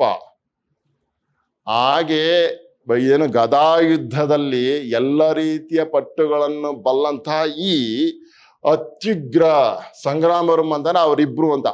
ದುರ್ಯೋಧನ ಮತ್ತು ಭೀಮರು ಅತ್ಯುಗ್ರ, ಅತಿ ಭಯಂಕರವಾದಂತಹ ಗದಾಪರಿಗ ಅಂತಂದ್ರೆ ಗದೆ ಅನ್ನುವಂತ ಆಯುಧ, ಅದನ್ನ ಹಿಡ್ಕೊಂಡು ಅದ್ರ ಜೊತೆಗೆ ಭಾಸುರ ಭುಜ ಪರಿಗರುಂ ಅಪ್ಪ, ಒಳಿತಾ ಇರುವಂತಹ ಭುಜ ಅನ್ನುವಂತಹ ಆಯುಧವನ್ನ ಹಿಡ್ಕೊಂಡಿರೋದು ಅಂತ. ಭುಜ ಅನ್ನುವಂತ ಆಯುಧ ಇದು ಅಂತ. ಅದರಲ್ಲಿ ಈ ಗದೆಯನ್ನ ಹಿಡ್ಕೊಂಡಿರೋ ಅತ್ಯುಗ್ರವಾದಂತ ಪರಿಗ ಗದ ನೋಡಿ. ಅತ್ಯುಗ್ರವಾದಂತಹ ಗದೆಯನ್ನ ಯಾವುದ್ರಲ್ಲಿ ಇಟ್ಕೊಂಡವ್ರೆ ಅವರು ಅಂದ್ರೆ ಪರಿಗ, ಅತ್ಯುಗ್ರ ಗದಾ ಪರಿಗ. ಅತ್ಯುಗ್ರವಾದಂತಹ ಪರಿಗ ಅಂದ್ರೆ ಆಯುಧ, ಅತ್ಯುಗ್ರವಾದಂತಹ ಗದಾ ಅನ್ನುವಂಥ ಪರಿಗವನ್ನ ಬಾಸುರ ಭುಜ ಪರಿಗರುಮ್ಮಪ್ಪ. ಬಾಸುರ ಅಂದ್ರೆ ಒಳೆಯುತ್ತಿರುವಂತಹ ಭುಜ, ಒಳಿತಾ ಇದೆ ಅವರ ಮೈಕಟ್ಟು, ಹಂಗೆ ಹಿಡ್ಕೊಂಡವ್ರೆ ಭುಜ ಪರಿಗ. ಹಾಗೆ ಒಳಿತಾ ಇರುವಂತಹ ಭುಜ ಅನ್ನುವಂಥ ಆಯುಧ ಉಳ್ಳವರಾಗಿದ್ದಾರೆ ರುಮಪ್ಪ. ಯಾರು? ಭೀಮ ದುರ್ಯೋಧನರ್. ಭೀಮ ಮತ್ತು ದುರ್ಯೋಧನ ಇರುವರು, ಅವರಿಬ್ಬರು ಕೂಡ ವರ್ವರಂ ಮೂಧಲಿಸಿ, ಪರಸ್ಪರರು ಒಬ್ಬನ್ನ ಇನ್ನೊಬ್ಬನ್ನ ಇವನು ಪರಸ್ಪರ ಮೂದಲಿಸ್ತಾ ಇದ್ದಾರೆ, ನಿಂದಿಸ್ಕೊತಾ ಇದ್ದಾರೆ. ಭೀಮ ದುರ್ಯೋಧನ ಭೀಮನ್ನ ಮೂದಲಿಸ್ತಾ ಇದ್ದಾರೆ. ಮೂದಲಿಸಿ ಅದಾದ್ಮೇಲೆ ಏನ್ ಮಾಡ್ತಾ ಇದ್ದಾರೆ? ಸವ್ಯ ಅಪಸವ್ಯ, ಇವೆಲ್ಲವೂ ಕೂಡ ಗದೆಯನ್ನ ಬೀಸುವ ಚಾಕಚಕ್ಯತೆ ನೋಡಿ. ಸವ್ಯ ಅಪಸವ್ಯ ಭ್ರಾಂತ ಉದ್ಭ್ರಾಂತ ಕರ್ಷಣ ಮಂಡಲ ಆವರ್ತನಾದಿಗಳಪ್ಪ 32 ಗದಾ ವಿಕ್ಷೇಪದೊಳಂ ಅತಿ ಪರಿಚಿತರಾಗಿ ಕಾದುವಾಗಳ್. ಆ 32 ರೀತಿಯಲ್ಲಿ ಗದೆಯನ್ನ ಬೀಸುವುದರಲ್ಲಿ ಇವರಿಬ್ರು ಪರಿಣಿತರು ನೋಡಿ. 32 ಗದಾ ವಿಕ್ಷೇಪದೊಳಂ, ಆ 32 ರೀತಿಯಲ್ಲಿ ಗದೆಯನ್ನ ಬೀಸುವುದರಲ್ಲಿ ಅತಿ ಪರಿಚಿತರಾಗಿ, ಇಬ್ರು ಕೂಡ ಅತ್ಯಂತ ಪರಿಚಿತರಾಗಿದ್ದಾರೆ. ಅದಕ್ಕೆ ಅವ್ರಿಗೆ ಗೊತ್ತಿದೆ. ಕಾದುವಗಳ ಹಾಗೆ ಯುದ್ಧವನ್ನ ಮಾಡ್ಬೇಕಾದ್ರೆ, ಜಗಳವನ್ನ ಮಾಡ್ಬೇಕಾದ್ರೆ, ಕದನವನ್ನ ಮಾಡ್ತಾ ಇರ್ಬೇಕಾದ್ರೆ ಏನು? ಮೊದಲಿಂ ಕಿಳ್ತು ಕುಳಾಚಲ ಪ್ರತತಿಗಳ್ ಪ್ರೋದ್ಯೋದ್ಗದಾಗಾತ ವಾತದಿನ್ ಆಕಾಶಮನ್ ಎಯ್ದೆ ತೂಳ್ದಿ ಕವಿತಂದು ಅಂಬೋದಿಯೊಳ್ ಸೂಳು ಬೀಳ್ತಂದುವು ಬತ್ತಲಾಟಿಸಿದುವು ಆ ವಾರಾಶಿಗಳು ಸುರ್ಕಿ ಬಿಕ್ಕಿದ ಬಾಯಂತೆ ಸುರುಳ್ದುದು ಅಂಬರಂ ಇದೇಂ ಪೆಂಪೋ ಗದಾಯುದ್ಧದ. ಬಹಳ ಸೊಗಸಾಗಿದೆ. ಇದೇಂ ಪೆಂಪೋ ಗದಾಯುದ್ಧದ, ಇದೇನು ಶ್ರೇಷ್ಠತೆಯೋ, ಇದೇನು ಹೆಮ್ಮೆಯ ಯುದ್ಧವೋ ಈ ಗದಾಯುದ್ಧ ಅಂತ ಹೇಳಿ ಬಾಯಿ ಬಿಡುವ ಹಾಗೆ, ಹರ್ಷೋದ್ಗಾರ ಮಾಡುವ ಹಾಗೆ ಇವರಿಬ್ಬರ ಗದಾಯುದ್ಧ ನಡೀತಾ ಇದೆ. ಆ ಗದಾಯುದ್ಧದ ಭೀಷಣತೆಯನ್ನ ಈ ಪದ್ಯಗಳಲ್ಲಿ ಮಾತಾಡ್ತಾ ಇದ್ದಾನೆ ಪಂಪ ಕವಿ. ಮೊದಲಿಂ ಕಿಳ್ತು ಕುಳಾಚಲ ಪ್ರತತಿಗಳ್. ಮೊದಲಿಂ ಅಂತಂದ್ರೆ ಬುಡ ಸಮೇತ ಅಂತ ಅರ್ಥ. ಬುಡ ಸಮೇತ, ಬೇರು ಸಹಿತ ಅಂತ. ಏನು? ಕಿತ್ತು ಬಂದು ಏನು? ಕುಳಾಚಲ ಪ್ರತತಿಗಳ್. ಕುಳಾಚಲ ಅಂದ್ರೆ ಕುಲಪರ್ವತಗಳ ಸಮೂಹ ಅಂತ. ಪ್ರತತಿಗಳ್ ಅಂತಂದ್ರೆ ಸಮೂಹ, ಕುಳಾಚಲ ಅಂತಂದ್ರೆ ಕುಲಪರ್ವತಗಳು ಅಂತ. ಆ ಕುಲಪರ್ವತದ ಸಮೂಹವೇ ಕಿತ್ತು ಬರ್ತಾ ಇದ್ದಾವೆ. ಯಾವ ಕಾರಣಕ್ಕೆ? ಪ್ರೋದ್ಯೋತ್ ಗದಾಗಾತ ವಾತದಿನ್. ಇವರು ಪ್ರೋದ್ಯೋತ್ ಅಂತಂದ್ರೆ ಮೇಲಕ್ಕೆ ಅಂತ, ಮೇಲಕ್ಕೆ ಪ್ರೋದ್ಯೋತ್ ಮೇಲ್ಗಡೆ ಮೇಲಕ್ಕೆ ಏನ್ ಮಾಡ್ತಾ ಇದ್ದಾರೆ ಅಂದ್ರೆ ಗದೆಯನ್ನ ಬೀಸ್ತಾ ಇದ್ದಾರೆ. ಹೀಗೆ ಹಾಗೆ ಅವರು ಗದೆಯನ್ನ ಈ ಕಡೆ ಹಿಂಗೊಡ್ದು ಹಿಂಗ್ ಹೊಡಿತಾ ಇರ್ಬೇಕಾದ್ರೆ ಆ ಗದೆಯನ್ನ ಬೀಸುವಾಗ ಉತ್ಪತ್ತಿ ಆಗುತ್ತದಲ್ಲ ವಾತ, ಗಾಳಿ. ಪ್ರೋದ್ಯೋತ್ ಗದ ಆಘಾತ ವಾತದಿನ್. ವಾತ ಅಂದ್ರೆ ಗಾಳಿ ಅಂತ ಅರ್ಥ ನೋಡಿ. ಅದರಿಂದ ಅವರು ಹಂಗೆ ಮೇಲಕ್ಕೆತ್ತಿ ಗದೆಯನ್ನ ಹಾಗೆ ಬೀಸ್ತಾ ಇರೋದ್ರಿಂದ ಈ ಕುಲಪರ್ವತಗಳಿದ್ವಲ್ಲ ಇವು ಬೇರ್ ಸಹಿತ ಕಿತ್ತು ಮೇಲ್ಗಡೆ ಹಿಂಗೆ ಹೋಯ್ತಾ ಇದ್ದಾವೆ. ಬೇರ್ ಸಹಿತ ಕಿತ್ತು ಹಿಂಗೆ ಮೇಲಕ್ಕೆ ಹೋಗ್ತಾ ಇದ್ದಾವೆ. ಆಕಾಶಮನ್ ಎಯ್ದೆ ತೂಳ್ದಿ. ಆ ಕುಲಪರ್ವತಗಳು ಹಿಂಗೆ ಮೇಲೆ ಕಿಳಿ ಆಡ್ತಾ ಇರ್ಬೇಕಾದ್ರೆ ಆಕಾಶವನ್ನು ಹಿಂದಕ್ಕೆ ತಳ್ತಾ ಇದ್ದಾವಂತೆ, ಹಿಂದಕ್ಕೆ. ಇವ್ರು ಹಿಂಗೆ ಗುದ್ದಾಡ್ತಾ ಇದ್ರೆ, ಹಿಂಗೆ ಗದೆಯಲ್ಲಿ ಗುದ್ದಾಡ್ತಾ ಇದ್ರೆ ಆ ಗದೆಯಲ್ಲಿ ಹಿಂಗೆ ಬೀಸುವಾಗ ಉತ್ಪತ್ತಿಯಾದಂತ ಗಾಳಿಯ ರಭಸಕ್ಕೆ ಈ ಪರ್ವತಗಳು ಬುಡ ಸಮೇತ ಬೇರು ಸಹಿತವಾಗಿ ಮೇಲ್ಗಡೆ ಹಿಂಗೆ ಆಡ್ತಾ ಇದ್ದಾವೆ ನೋಡಿ. ತುಳ್ದಿ ಹಿಂದಕ್ಕೆ ತಳ್ತಾ ಇದ್ದಾವಂತೆ ಆಕಾಶವನ್ನ. ಕವಿ ತಂದು ಹಾಗೆ ಮೇಲಕ್ಕಾರದಂತ ಆ ಕುಲಪರ್ವತಗಳು ಕವಿ ತಂದು ಮುಚ್ತಾ ಇದ್ದಾವೆ. ಎಲ್ಲಿಗೆ ಬಿದ್ದು ಮುಚ್ತಾ ಇದ್ದಾವೆ ಅಂದ್ರೆ ಅಂಬೋದಿಯ ಸಮುದ್ರಕ್ಕೆ ಬಂದು ಬಿದ್ದು ಮುಚ್ತಾ ಇದ್ದಾವಂತೆ ಸಮುದ್ರವನ್ನ ನೋಡಿ. ಕವಿ ತಂದು ಅಂದ್ರೆ ಮುಚ್ತಾ ಇದ್ದಾವೆ. ಅಂಬೋದಿಯೊಳ್ ಸಮುದ್ರಕ್ಕೆ ಬಿದ್ದು, ಅಂಬೋದಿಯೊಳ್ ಅಂದ್ರೆ ಸಮುದ್ರದಲ್ಲಿ ಅಂತ, ಸಮುದ್ರದಲ್ಲಿ ಬಂದು ಅವು ಬಿದ್ದು ಮುಚ್ತಾ ಇದ್ದಾವೆ. ಹೇಗೆ ಮುಚ್ತಾ ಇದ್ದಾವೆ ಅಂದ್ರೆ ಸೂಳು ಸೂಳದೆ ಬೀಳ್ತಂದುವು. ಸಾಲು ಸಾಲಾಗಿ ಸರಣಿಯಾಗಿ ಆ ಕುಲಪರ್ವತಗಳ ಬಂದು ಬಿದ್ದು ಬಿದ್ದು ಬತ್ತಲಾಟಿಸಿದವು. ಬತ್ತೋಗ್ತಾ ಇದ್ದಾವಂತೆ, ಬತ್ತದಕ್ಕೆ ಎಳೆಸ್ತಾ ಇದ್ದಾವಂತೆ. ಯಾವ ಬತ್ತುವ ಅದಕ್ಕೆ ಕಾರಣ ಆಗ್ತಾ ಇದ್ದಾವೆ ಯಾವ ವಾರಾಶಿಗಳ, ಆ ಸಮುದ್ರಗಳು. ಕುಲಪರ್ವತಗಳೆಲ್ಲ ಇಲ್ಲಿಂದ ಭೂಮಿ ಮೇಲೆ ಇರೋಲ್ಲ, ಹಾರ್ಕೊಂಡು ಹೋಗಿ ಇವರ ಗದೆಯ ಬೀಸುವಂತಹ ವಾತಕ್ಕೆ, ಆ ಗಾಳಿಗೆ ಸಿಕ್ಕಾಕೊಂಡು ಆಕಾಶದಲ್ಲಿ ಹೋಗಿದ್ದವು ಎಲ್ಲ ಸಾಲು ಸಾಲಾಗಿ ಮತ್ತೆ ವಾಪಸ್ಸು ಎಲೆಗೆ ಬೀಳ್ತಾ ಇದ್ದಾವೆ, ಸಮುದ್ರಕ್ಕೆ ಬಿದ್ದು ಬತ್ತಲಾಟಿಸಿದವು, ಬೀಳ್ತಂದವು. ಸಾಲು ಸಾಲಾಗಿ ಅವು ಬಿದ್ದಿದ್ರಿಂದ ಬತ್ತಲಾಟಿಸಿದವು ಆ ವಾರಾಶಿಗಳಂದ್ರೆ ಆ ಸಮುದ್ರಗಳು. ಆಮೇಲೆ ಸುರ್ಕಿ ಬಿಕ್ಕಿದ ಬಾಯಂತೆ ಸುರುಳ್ದುದು.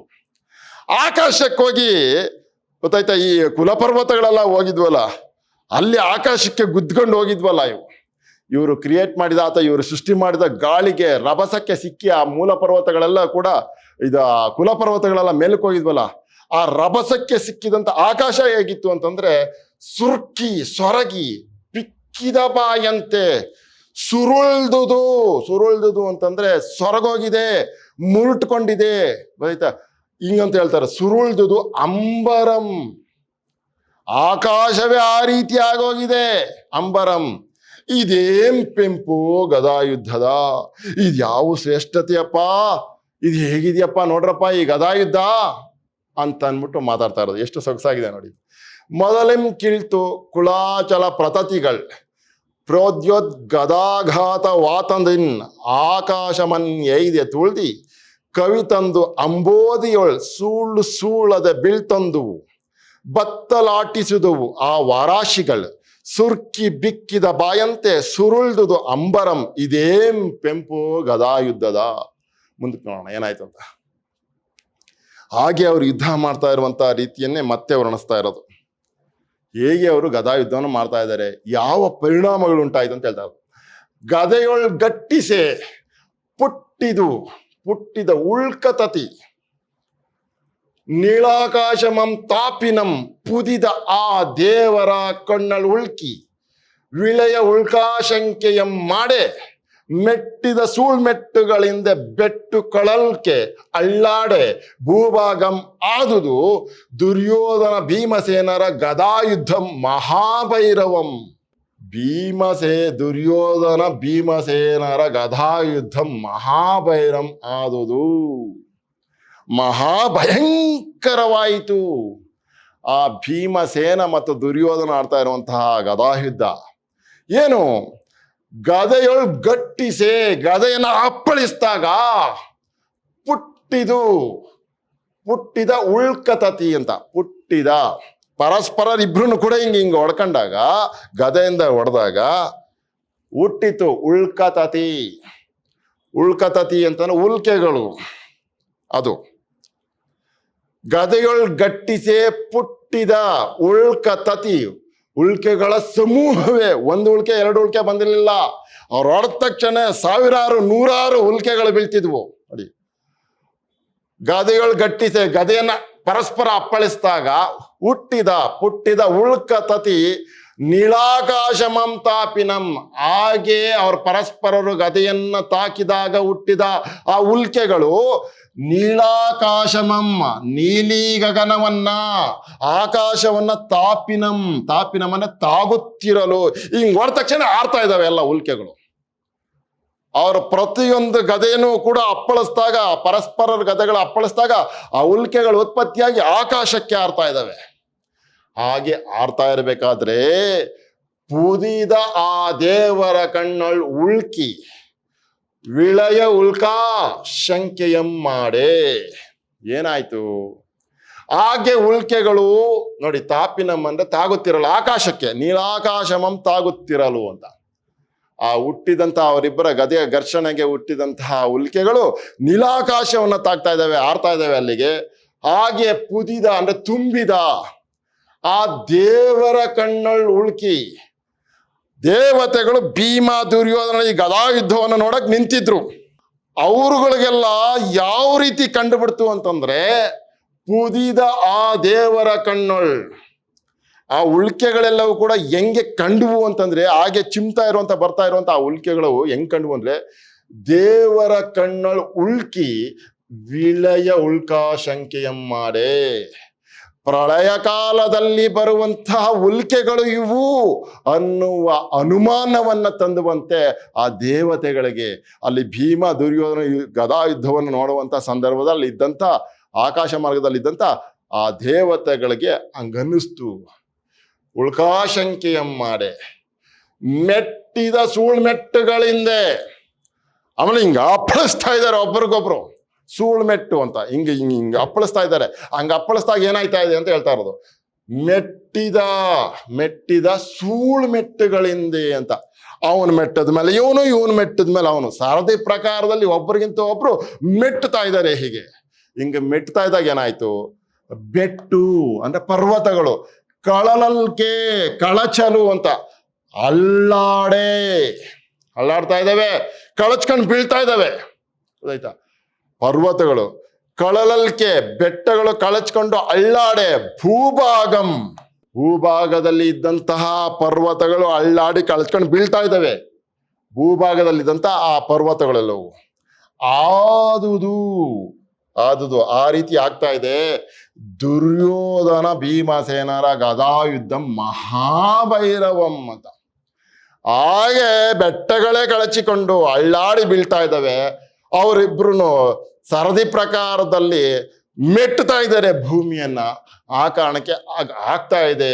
ಅಪ್ಪ ಇದು ಎಂಥದ್ದಪ್ಪ, ದುರ್ಯೋಧನ ಭೀಮಸೇನರ ಗದಾಯುದ್ಧಂ ಮಹಾಭೈರವಂ ಆಯ್ತು, ಮಹಾಭಯಂಕರವಾಯಿತು ಅಂತ ಅಂದ್ಬಿಟ್ಟು ಮಾತಾಡ್ತಾ ಇರೋದು.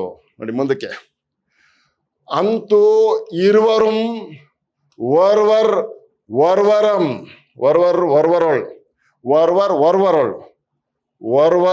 ವರ್ವರೊಳ್ ಬೀರಮಂ ಭಿನ್ನಣಮುಮಂ ಮೆರೆದು ಕಾದೆ ದುರ್ಯೋಧನಂ ವಿದ್ಯಾಧರ ರಣದೊಳ್ ಅತಿ ಪರಿಚಿತನಪ್ಪುದರಿಂದ ಆಕಾಶಕ್ಕೆ ನೆಗೆದು. ಹೀಗೆ ಯುದ್ಧವನ್ನ ಮಾಡ್ತಾ ಇರುವಂತಹ ಸಂದರ್ಭದಲ್ಲಿ ವಿಶೇಷವಾದಂಥ ಪರಿಣಿತಿಯನ್ನ ಪಡ್ಕೊಂಡಿದ್ದಂತಹ ದುರ್ಯೋಧನ ತನಗೆ ಗೊತ್ತಿರುವಂತಹ ಒಂದು ವಿದ್ಯಾಧರ ವಿದ್ಯೆ ಅನ್ನುವುದರ ಒಳಗಡೆ ವಿಶೇಷ ಪರಿಣಿತಿ ಇದ್ದುದರಿಂದ ಆಕಾಶ ಮಾರ್ಗಕ್ಕೆ ನೆಗೆದ. ನೋಡಿ ಹೇಳ್ತಾ ಇರೋದು. ಅಂತಿರುವರು ಹಾಗೆ ಇರುವರು ಈ ರೀತಿ ಯುದ್ಧ ಮಾಡ್ತಾ ಇರ್ಬೇಕಾದ್ರೆ ಓರ್ವರೊಳ್ ಒಬ್ಬರಲ್ಲಿ ಬೀರಮಂ ತಮ್ಮ ವೀರತ್ವವನ್ನ, ಭಿನ್ನಣವನ್ನು, ಅದರ ನಾವಿನ್ಯವನ್ನ ಮೆರೆದು ತೋರಿಸ್ತಾ ಕಾದೆ ಯುದ್ಧ ಮಾಡ್ತಾ ಇರ್ಬೇಕಾದ್ರೆ ಈಗ ಇದ್ದಕ್ಕಿದ್ದಾಗೆ ದುರ್ಯೋಧನನು ವಿದ್ಯಾಧರ ಅನ್ನುವಂಥ ವಿಶೇಷವಾದಂಥ ವಿದ್ಯೆಯನ್ನ ಕಲ್ತಿದ್ದಂತಹ, ಗದಾ ಯುದ್ಧದಲ್ಲಿ ಇರುವಂತ ಈ ವಿದ್ಯೆಯನ್ನ ಕಲ್ತಿದ್ದಂತಹ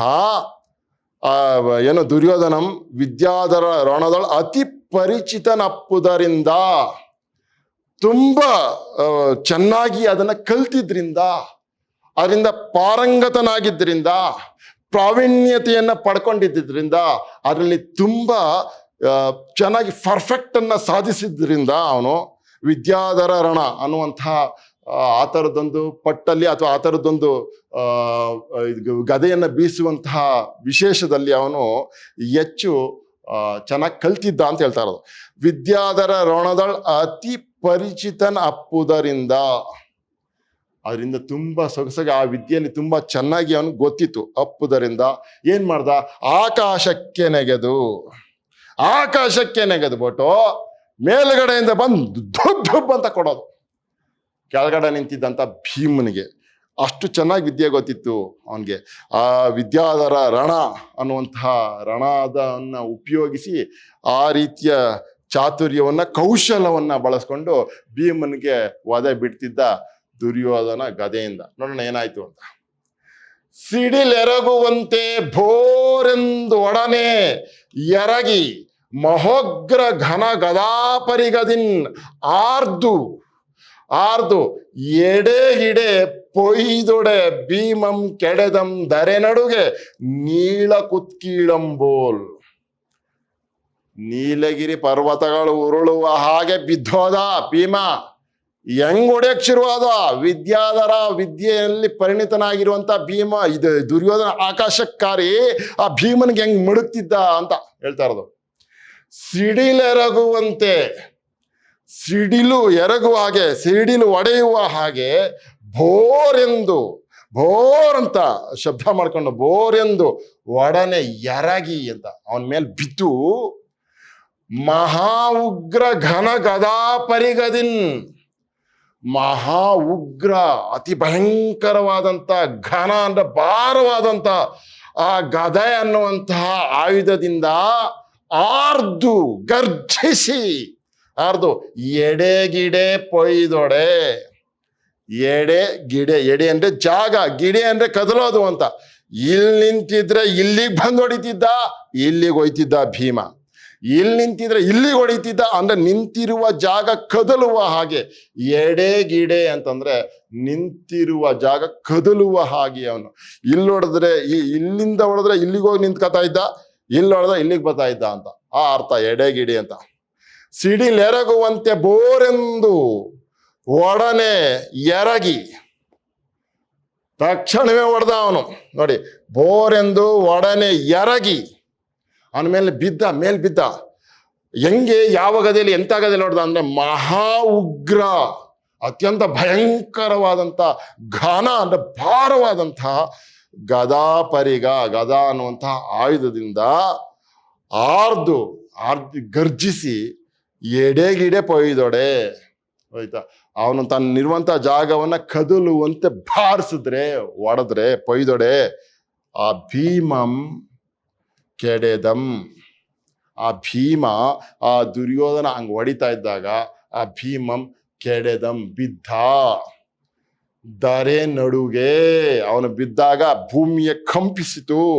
ಹೆಂಗ್ ಬಿದ್ದ ಅಂದ್ರೆ ನೀಳ ಕುತ್ಕೀಳಂಬೋಲ್, ನೀಲ ಪರ್ವತ ಅಥವಾ ನೀಲಗಿರಿ ಪರ್ವತಗಳು ಬೀಳುವ ಹಾಗೆ ದುರ್ಯೋಧನ ಒಡೆತಕ್ಕೆ ಧಬ್ ಅಂತ ಬಿದ್ದ.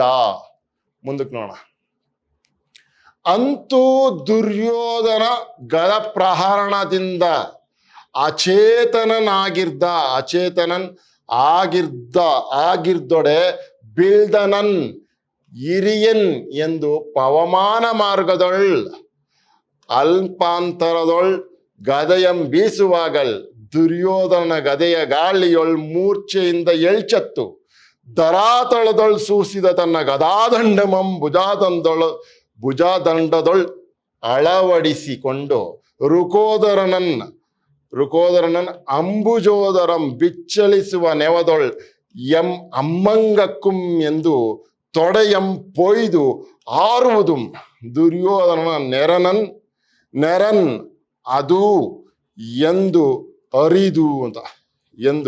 ಅರಿದು.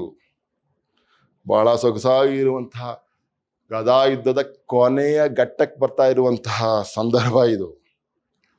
ಅಂತೂ ದುರ್ಯೋಧನ ಗದಾ ಪ್ರಹರಣದಿಂದ ಆ ರೀತಿಯಲ್ಲಿ ಬಂದು ಬೋರ್ ಅಂತ ಬಿಡ್ತಿದ್ನಲ್ಲ ದುರ್ಯೋಧನ ಭೀಮನಿಗೆ, ಆ ಗದಾ ಪ್ರಹರಣದಿಂದ ಅಚೇತನನಾಗಿರ್ದ. ನೋಡಿ, ಅಚೇತನನಾಗಿರ್ದೊಡೆ. ಅಚೇತನ ಅಂದ್ರೆ ಮೂರ್ಛೆ ತಪ್ಪಿದ್ದ, ಸ್ಪೃಹ ಇರಲಿಲ್ಲ, ಜ್ಞಾನ ಇರಲಿಲ್ಲ, ಮೂರ್ಛೆ ತಪ್ಪಿ ಬಿದ್ದಿದ್ದ. ಗದಾ ಪ್ರಹರಣದಿಂದ, ಯಾರ ಗದಾ ಪ್ರಹರಣದಿಂದ ಅಂದ್ರೆ ದುರ್ಯೋಧನ ಗದಾ ಪ್ರಹರಣದಿಂದ ಅಚೇತನಾಗಿರ್ದೊಡೆ. ನೋಡಿ, ಯಾರೋ ಭೀಮ ಬಿದ್ದೋಗಿರುವಂತ ಭೀಮನನ್ನ ಕುರಿತು ದುರ್ಯೋಧನ ಎಂತ ಮಾತಾಡ್ತಾ ಇದ್ದಾನೆ. ಬಿಲ್ದನನ್ ಹಿರಿಯನ್ ಎಂದು, ಬಿದ್ದಿರೋನ್ನ ನಾನು ಕೊಲ್ಲಲ್ಲ ಅಂತ ಹೇಳಿ. ಅಬ್ಬಬ್ಬಬ್ಬ, ಎಷ್ಟು ಚೆನ್ನಾಗಿ ಹೇಳ್ತಾ ಇದ್ದಾನ್ರಿ ದುರ್ಯೋಧನ. ಭೀಮ ಜ್ಞಾನ ತಪ್ಪಿ ಬಿದ್ದವನೇ, ಮೂರ್ಛೆ ಹೋಗಿ ಬಿದ್ದವನೇ, ಹಂಗ್ ಬಿದ್ದಿರೋನ್ನ ಕೊಲ್ಲೋದು ಧರ್ಮ ಅಲ್ಲ ಅಂತೇಳಿ ದುರ್ಯೋಧನ ಮಾತಾಡ್ತಾ ಇದ್ದಾನೆ. ಎಷ್ಟು ಸೊಗಸಾಗಿದೆ ನೋಡಿ. ಅಭಿಮಾನಧನಂ ಸುಯೋಧನಂ ಅಂತ ಆ ಕಾರಣಕ್ಕೆ ಹೇಳೋದು. ಅಂತೂ ದುರ್ಯೋಧನ ಗದಾ ಪ್ರಹರಣದಿಂದ ಅಚೇತನಾಗಿರ್ದೊಡೆ, ಮೂರ್ಛೆ ತಪ್ಪಿದ್ರೆ, ಜ್ಞಾನವಿಲ್ಲದೆ ಬೀಳ್ತಿದ್ರೆ, ಬಿಲ್ದನನ್ ಹಿರಿಯನೆಂದು, ಬಿದ್ದಿರುವವನ ನಾನು ಕೊಲ್ಲುವುದಿಲ್ಲ ಎಂದು ಪವಮಾನ ಮಾರ್ಗದೊಳ್ ಆಕಾಶದಲ್ಲೇ ಇದ್ನಲ್ಲ, ಆಕಾಶ ಮಾರ್ಗದಲ್ಲಿ ಆಗ ಅಲ್ಪಾಂತರದೊಳು ಆಕಾಶ ಮಾರ್ಗದಲ್ಲಿದ್ದ, ಈಗ ಭೀಮಾಲ್ ಬಿದ್ದಿದ್ದಾನೆ, ಸ್ವಲ್ಪ ಕೆಳಗಡೆಗೆ ಬಂದು ಅಂತ ನೋಡಿ. ಅಲ್ಪಾಂತರದೊಳ್ ಏನು, ಭೀಮಾಲ್ ಬಿದ್ದಿದ್ದಾನೆ, ಆಕಾಶ ಮಾರ್ಗದಲ್ಲಿದ್ದ ಇವನು ವಿದ್ಯಾಧರ ಅನ್ನುವಂತಹ ವಿದ್ಯೆನಲ್ಲಿ ಈ ಸ್ವಲ್ಪ ಕೆಳಗಡೆಗೆ ಬಂದು ಏನ್ ಮಾಡ್ತಾ ಇದ್ದಾನೆ, ಗದೆಯಂ ಬೀಸುವಾಗಳ್. ಅವನು ಜ್ಞಾನ ತಪ್ಪಿ ಬಿದ್ದೋಗಿದ್ದಾನೆ, ಅಯ್ಯೋ ಪಾಪ ಅವನು ಜ್ಞಾನ ತಪ್ಪಿ ಬಿದ್ದೋಗೋಣ ಅಂತ ಅಂದ್ಬಿಟ್ಟು ಅವನು ಗದೆನ ಹಂಗೆ ಬೀಸ್ತಾ ಇರೋದ್ರಿಂದ ಅವನು ಗದೆಯನ್ನ ಬೀಸಿದಾಗ ಹುಟ್ಟಿದಂತಹ ಗಾಳಿಯಿಂದ ಚೇತರಿಸ್ಕೊತಾ ಇದ್ದಾನೆ ಭೀಮ. ಎಷ್ಟು ಚೆನ್ನಾಗಿದ್ದಾನೆ. ಅಲ್ಪಾಂತರದೊಳ್ ಗದೆಯಂ ಬೀಸುವಾಗಳ್, ಸುಯೋಧನನ ಗದೆಯ ಗಾಳಿಯೊಳ್. ಸುಯೋಧನ ಬೀಸಿದಂತಹ ಗದೆಯಿಂದ ಉತ್ಪತ್ತಿಯಾಗಿ ಬಂದಂತಹ ಗಾಳಿಯಿಂದ ಸುಯೋಧನನ ಗದೆಯ ಗಾಳಿಯೊಳ್ ಮೂರ್ಛೆಯಿಂದ ಎಳ್ಚತ್ತು. ಸುಯೋಧನ ಬೀಸಿದ ಆ ಗಾಳಿಯಿಂದಾಗಿ ಅವನು ಮೂರ್ಛೆಯಿಂದ ಈಚೆಗೆ ಬಂದ. ಈಗ ಜ್ಞಾನ ಬಂತು, ಮೂರ್ಛೆಯಿಂದ ಎಳ್ಚತ್ತು ಎಚ್ಚರವಾಯ್ತು. ಹಂಗೆ ಎದ್ದ ತಕ್ಷಣನೇ ದರಾತೊಳದೊಳ್ ಸೂಸಿದ, ಹಾಗೆ ಆ ಭೂಮಿಯಲ್ಲಿ ಬಿದ್ದಿದ್ದ ಅಂತ ಅಥವಾ ಕಂಡ ಅಂತ. ಇವನು ಪ್ರಜ್ಞೆ ತಪ್ಪಿ ಬಿದ್ದಾಗ ಎಲ್ಲ ಹೋಗಿ ಬಿದ್ದಿತ್ತು, ಏನೋ ಗದೆ ನೋಡಿ. ಸೂಸಿದ ದರಾತೊಳದೊಳ್ ಸೂಸಿದ ತನ್ನ ಗದಾದಂಡಮಂ, ತನ್ನ ಗದಾದಂಡವನ್ನ ಹಿಡ್ಕೊಂಡು ಭುಜಾದಂಡದೊಳ್ ಅಳವಡಿಸಿಕೊಂಡ ರುಕೋದರನನ್. ಹಾಗೆ ಅವನ ಗಾಳಿಯನ್ನ ದುರ್ಯೋಧನ ಬೀಸ್ತಾ ಇರಬೇಕಾದ್ರೆ ಅವನಿಗೆ ಎಚ್ಚರ ಆಯ್ತು. ಎಚ್ಚರ ಆದಾಗ ನೋಡ್ತಾನೆ ಗದೆಯಲ್ಲಿ ಬಿದ್ದಿದೆ. ಆ ಗದೆಯನ್ನ ಎತ್ಕೊಂಡು ಗದಾದಂಡಮಂ ಭುಜಾದಂಡದೊಳ್ ಅಳವಡಿಸಿ ಅಂದ್ರೆ ಇಲ್ಲಿ ಇಟ್ಕೊಂಡ ಅಂತ. ಭುಜ ಅನ್ನುವಂತ ಈ ದಂಡದ ಮೇಲೆ ಇಟ್ಕೊಂಡ ಅಂತ ಹೇಳ್ತಾ ಇರೋದು. ಭುಜಾದಂಡದೊಳ್ ಅಳವಡಿಸಿಕೊಂಡ ರುಕೋದರನನ್, ಹಾಗೆ ತನ್ನ ಭುಜದ ಮೇಲೆ ಗದೆಯನ್ನು ಇಟ್ಟುಕೊಂಡಂತಹ ಭೀಮನನ್ನ ರುಕೋದರನನ್ ಅಂಬುಜೋದರಂ ಅಂತಾನೆ ನಮ್ಮ ಕೃಷ್ಣ. ಬ್ರಹ್ಮ ಇದು ಕಮಲ ಉಳ್ಳ ನನ್ನ ಇದು ನಾಭಿಯಲ್ಲಿ ಅಂಬುಜೋದರ ಅಂತ ಕರೆಯೋದು ಅವನ್ನ, ಕೃಷ್ಣ ಅಂತ ಅರ್ಥ. ಊರ್ಣನಾಭ ಅಂತ ಕರಿತೀವಿ ಇವನನ್ನ. ಊರ್ಣನಾಭ ಅಂತಂದ್ರೆ ಒಕ್ಕಳಲ್ಲಿ ತಾವರೆ ಇರೋರು ಅಂತ ಅರ್ಥ. ಅಂಬುಜೋದರಂ ಅಂದ್ರೆ ಇಲ್ಲಿ ಕೃಷ್ಣ ಅನ್ನುವಂತ ಅರ್ಥ.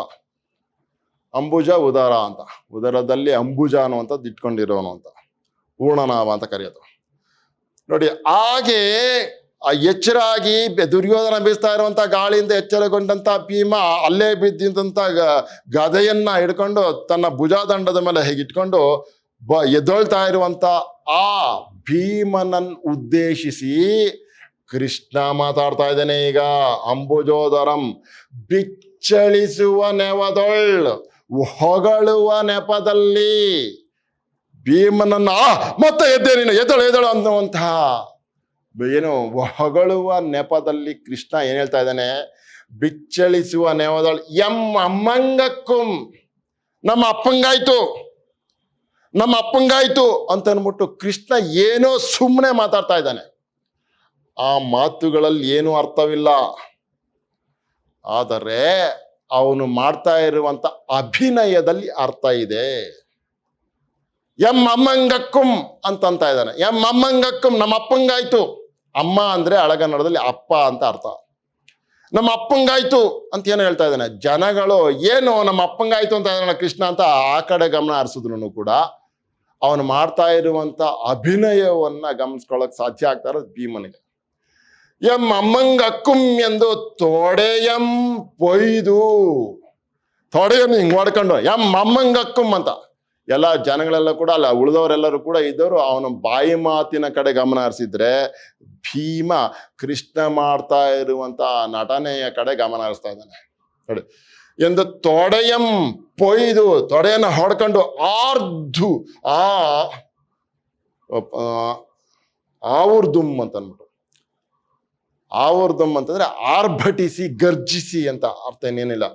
ದುರ್ಯೋಧನನ್ ನೆರನ್ ಅದೆಂದರಿದು, ಹಾಗೆ ಸನ್ನೆ ಮಾಡಿ ಕೃಷ್ಣ ತೊಡೆಯನ್ನ ಬಡಿದು ತೋರಿಸ್ತಾ ಇದ್ದಾಗ ದುರ್ಯೋಧನನ ಆರುವುದುಂ, ಹಾಗೆ ಹಂಗೆ ಮಾಡ್ತಾ ಇದ್ದಾಗ, ಹಾಗೆ ಗರ್ಜಿಸಿ ಹಂಗೆ ನೋಡ್ತಾ ಇದ್ದಾಗ ಅರ್ಥ ಮಾಡ್ಕೊತಾ ಇದ್ದ. ಯಾರು ಅರ್ಥ ಮಾಡ್ಕೊಂಡ? ಯಾರು?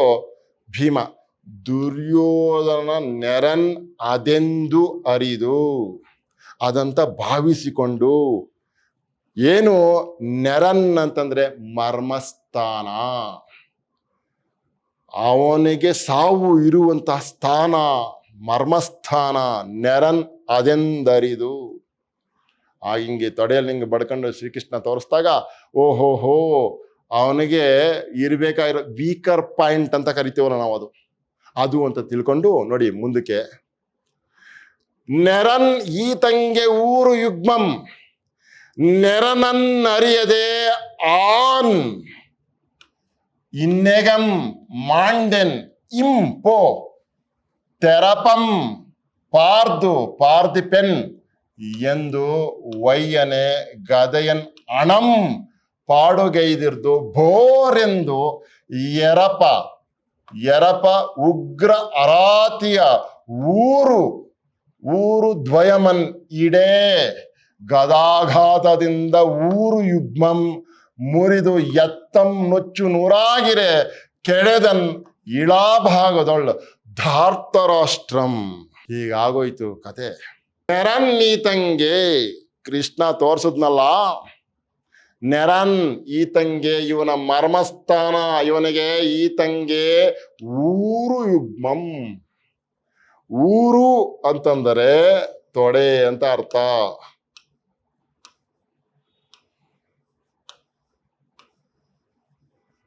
ಇದು ಊರು ಭಂಗ ಅಂತ ಅಂದ್ಬಿಟ್ಟೆ ಒಬ್ಬ ಕವಿ ನಾಟಕವನ್ನು ಬರೆದಿದ್ದಾನೆ, ಚೆನ್ನಾಗಿದೆ. ಊರು ಅಂತಂದ್ರೆ ತೊಡೆ ಅಂತ ಅರ್ಥ. ನೆರನ್ ಈತಂಗೆ ಭೀಮನ್ ಗೊತ್ತಾಯ್ತು, ನೆರನ್ ಇವನ ಮರ್ಮಸ್ಥಾನ ಊರು ತೊಡೆಯಾಗಿದೆ. ಈ ಎರಡೂ ತೊಡೆಗಳು ಯುಗ್ಮಂ, ಈ ಎರಡು ತೊಡೆಗಳೇ ದುರ್ಯೋಧನ ಮರ್ಮಸ್ಥಾನ ಅಂತೇಳಿ ಭೀಮನ್ಗೆ ಅರ್ಥ ಆಯ್ತು. ನೆರನೀತಂಗೆ ಊರು ಯುಗ್ಮಂ ನೆರನನ್ ಅರಿಯದೆ, ನೋಡಿ, ನೆರನನ್ ಅರಿಯದೆ ಆನಿನ್ನೆಗಂ ಮಾಂಡೆನ್. ಆಯ್ತಾ? ಅಯ್ಯೋ, ನೆರನನ್ ಈ ಮರ್ಮಸ್ಥಾನವನ್ನ ಅರ್ಥ ಮಾಡ್ಕೊಳ್ಳದೆ ಇಷ್ಟೊತ್ತವರೆಗೂ ನಾನು ಬಳಲ್ದೆ. ನೆರನನ್ ಅರಿಯದೆ ಆನ್ ಇನ್ನೆಗಂ, ಇಲ್ಲಿವರೆಗೂ ಕೂಡ ಮಾಂಡೆನ್ ತಪ್ಪಿದೆ. ಮಾಂಡೆನ್ ಇಂಪೋ, ಇನ್ನು ಬಿಡಿ, ಇನ್ನ ನನ್ನನ್ನು ಬಿಡಿ, ಗೊತ್ತಾಯ್ತು ನನಗೆ ಅಂತ ಹೇಳ್ತಾ ಇದೆ. ಇಂಪೋ ಎಂದು ನೋಡಿ ಎಷ್ಟು ಚೆನ್ನಾಗಿದೆ ಅಂತ ಅಂದ್ಬಿಟ್ಟು. ಇಂಪೋ ತೆರಪಂ, ಇನ್ನು ಬಿಡಿ. ತೆರಪಂ ಪಾರ್ದಿಪೆನ್, ತೆರಪಂ ಅಂದ್ರೆ ಅವಕಾಶ ಅಂತ. ಈಗ ಗೊತ್ತಾಯ್ತು ನನಗೆ, ಅವಕಾಶ ಸಿಕ್ಕ ತಕ್ಷಣ ಭಟ್ ಅಂತ ಹೊಡೆದು ಬಿಡ್ತೀನಿ ದುರ್ಯೋಧನ ತೊಡೆಗೆ ಅಂತೇಳಿ. ನೋಡಿ, ಇಂಪೋ ಮಾಂಡೆನ್ ತಪ್ಪಿದೆ ನಾನು, ಗೊತ್ತಾಯ್ತಾ? ಪೋ ಇನ್ ಬಿಡಿ, ಇಂಪೋ ಅಂತಂದ್ರೆ ಇನ್ ಬಿಡಿ.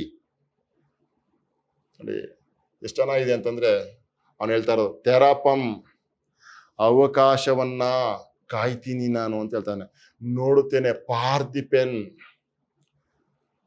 ತೆರಾಪು ಅಂತಂದ್ರೆ, ತೆರಪಂ ಅಂದ್ರೆ ಅವಕಾಶವನ್ನ, ಪಾರ್ದಿಪೆನ್ ಅಂದ್ರೆ ನೋಡುತ್ತೇನೆ ಅಂತ. ಯಾವ ಸಂದರ್ಭದಲ್ಲಿ ಸಿಕ್ಕದ ಹೊಡೆದು ಬಿಡ್ತೀನಿ ಅಂತ. ಪಾರ್ದಿಪೆನ್ ಎಂದು ವಯ್ಯನೆ ತಕ್ಷಣನೇ ಗದೆಯನ್ನ ಅಣಂ ಒಂದ್ ಸ್ವಲ್ಪ ಸರಿ ಮಾಡ್ಕೊಂಡ, ಯೋಗ್ಯ ರೀತಿಯಲ್ಲಿ ಇಡ್ಸ್ಕೊಂಡ. ಕರೆಕ್ಟಾಗಿ ಒಂದು ಫಟ್ ಅಂತ ಹೊಡಿಬೇಕು, ಗುರಿಯನ್ನು ನೋಡ್ಕೊಂಡು ಹೊಡಿಯೋ ಥರ.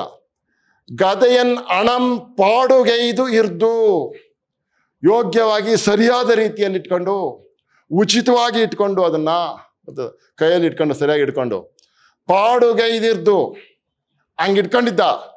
ಬೋರೆಂದು ಎರಪ, ಬೋ ಅಂತ ಸದ್ದು ಮಾಡ್ಕೊಂಡು, ಧ್ವನಿ ಮಾಡ್ಕೊಂಡು ಮೇಲೆ ಬೀಳುವ.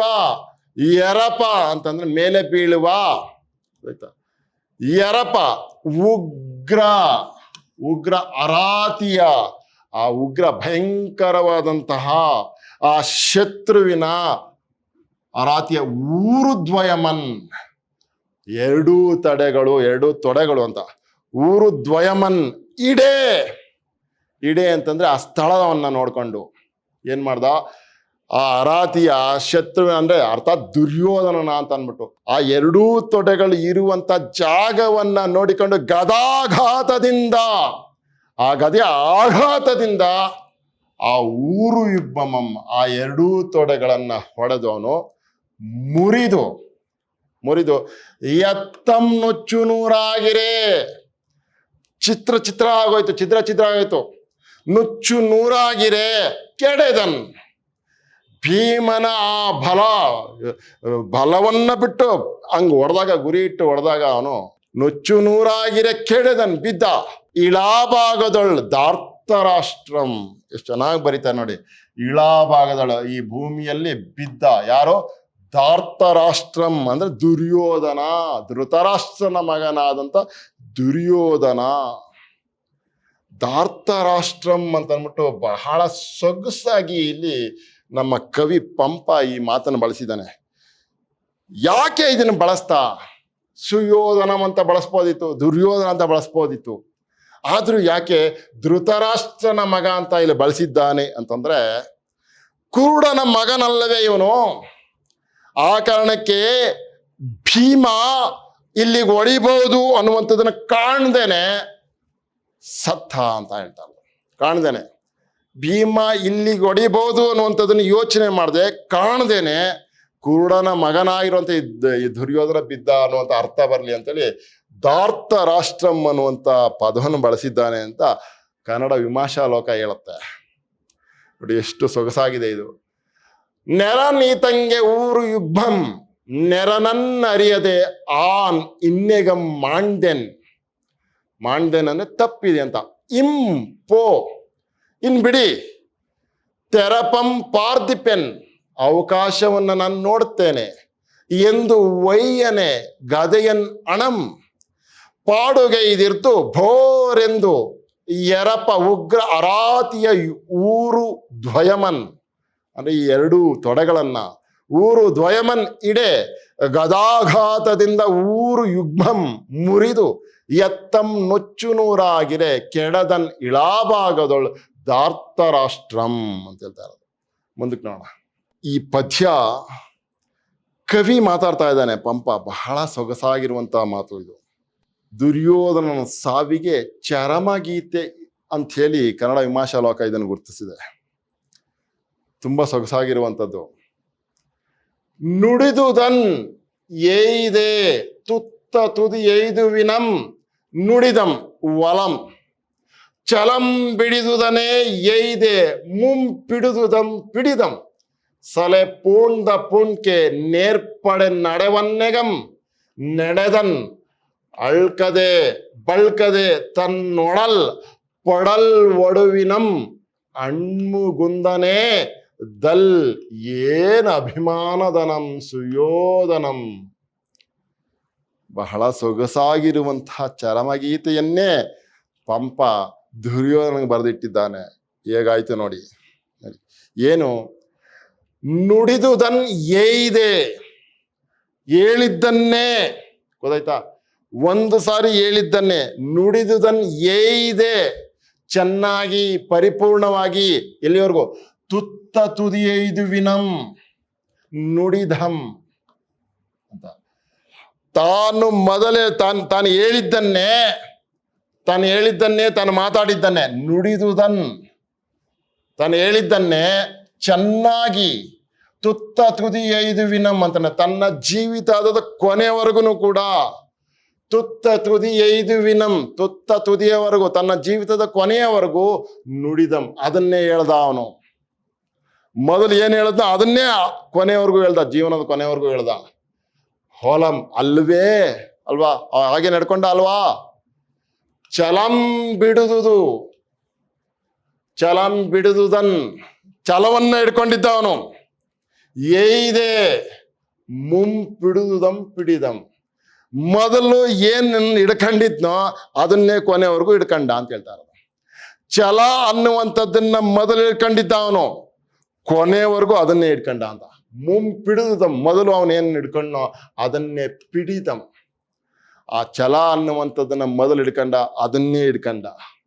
ಸಲೆ ಪೂಂದ ಪೂಣ್ಕೆ, ಸಲೆ ಪೂಂಡ ಪೂಣ್ಕೆ ಅಂದ್ರೆ ತಾನು ಮಾಡಿದಂತ ಶಪಥ ಇತ್ತಲ್ಲ, ಅದು ನೇರ್ಪಡೆ ನಡೆವನ್ನೆಗಂ.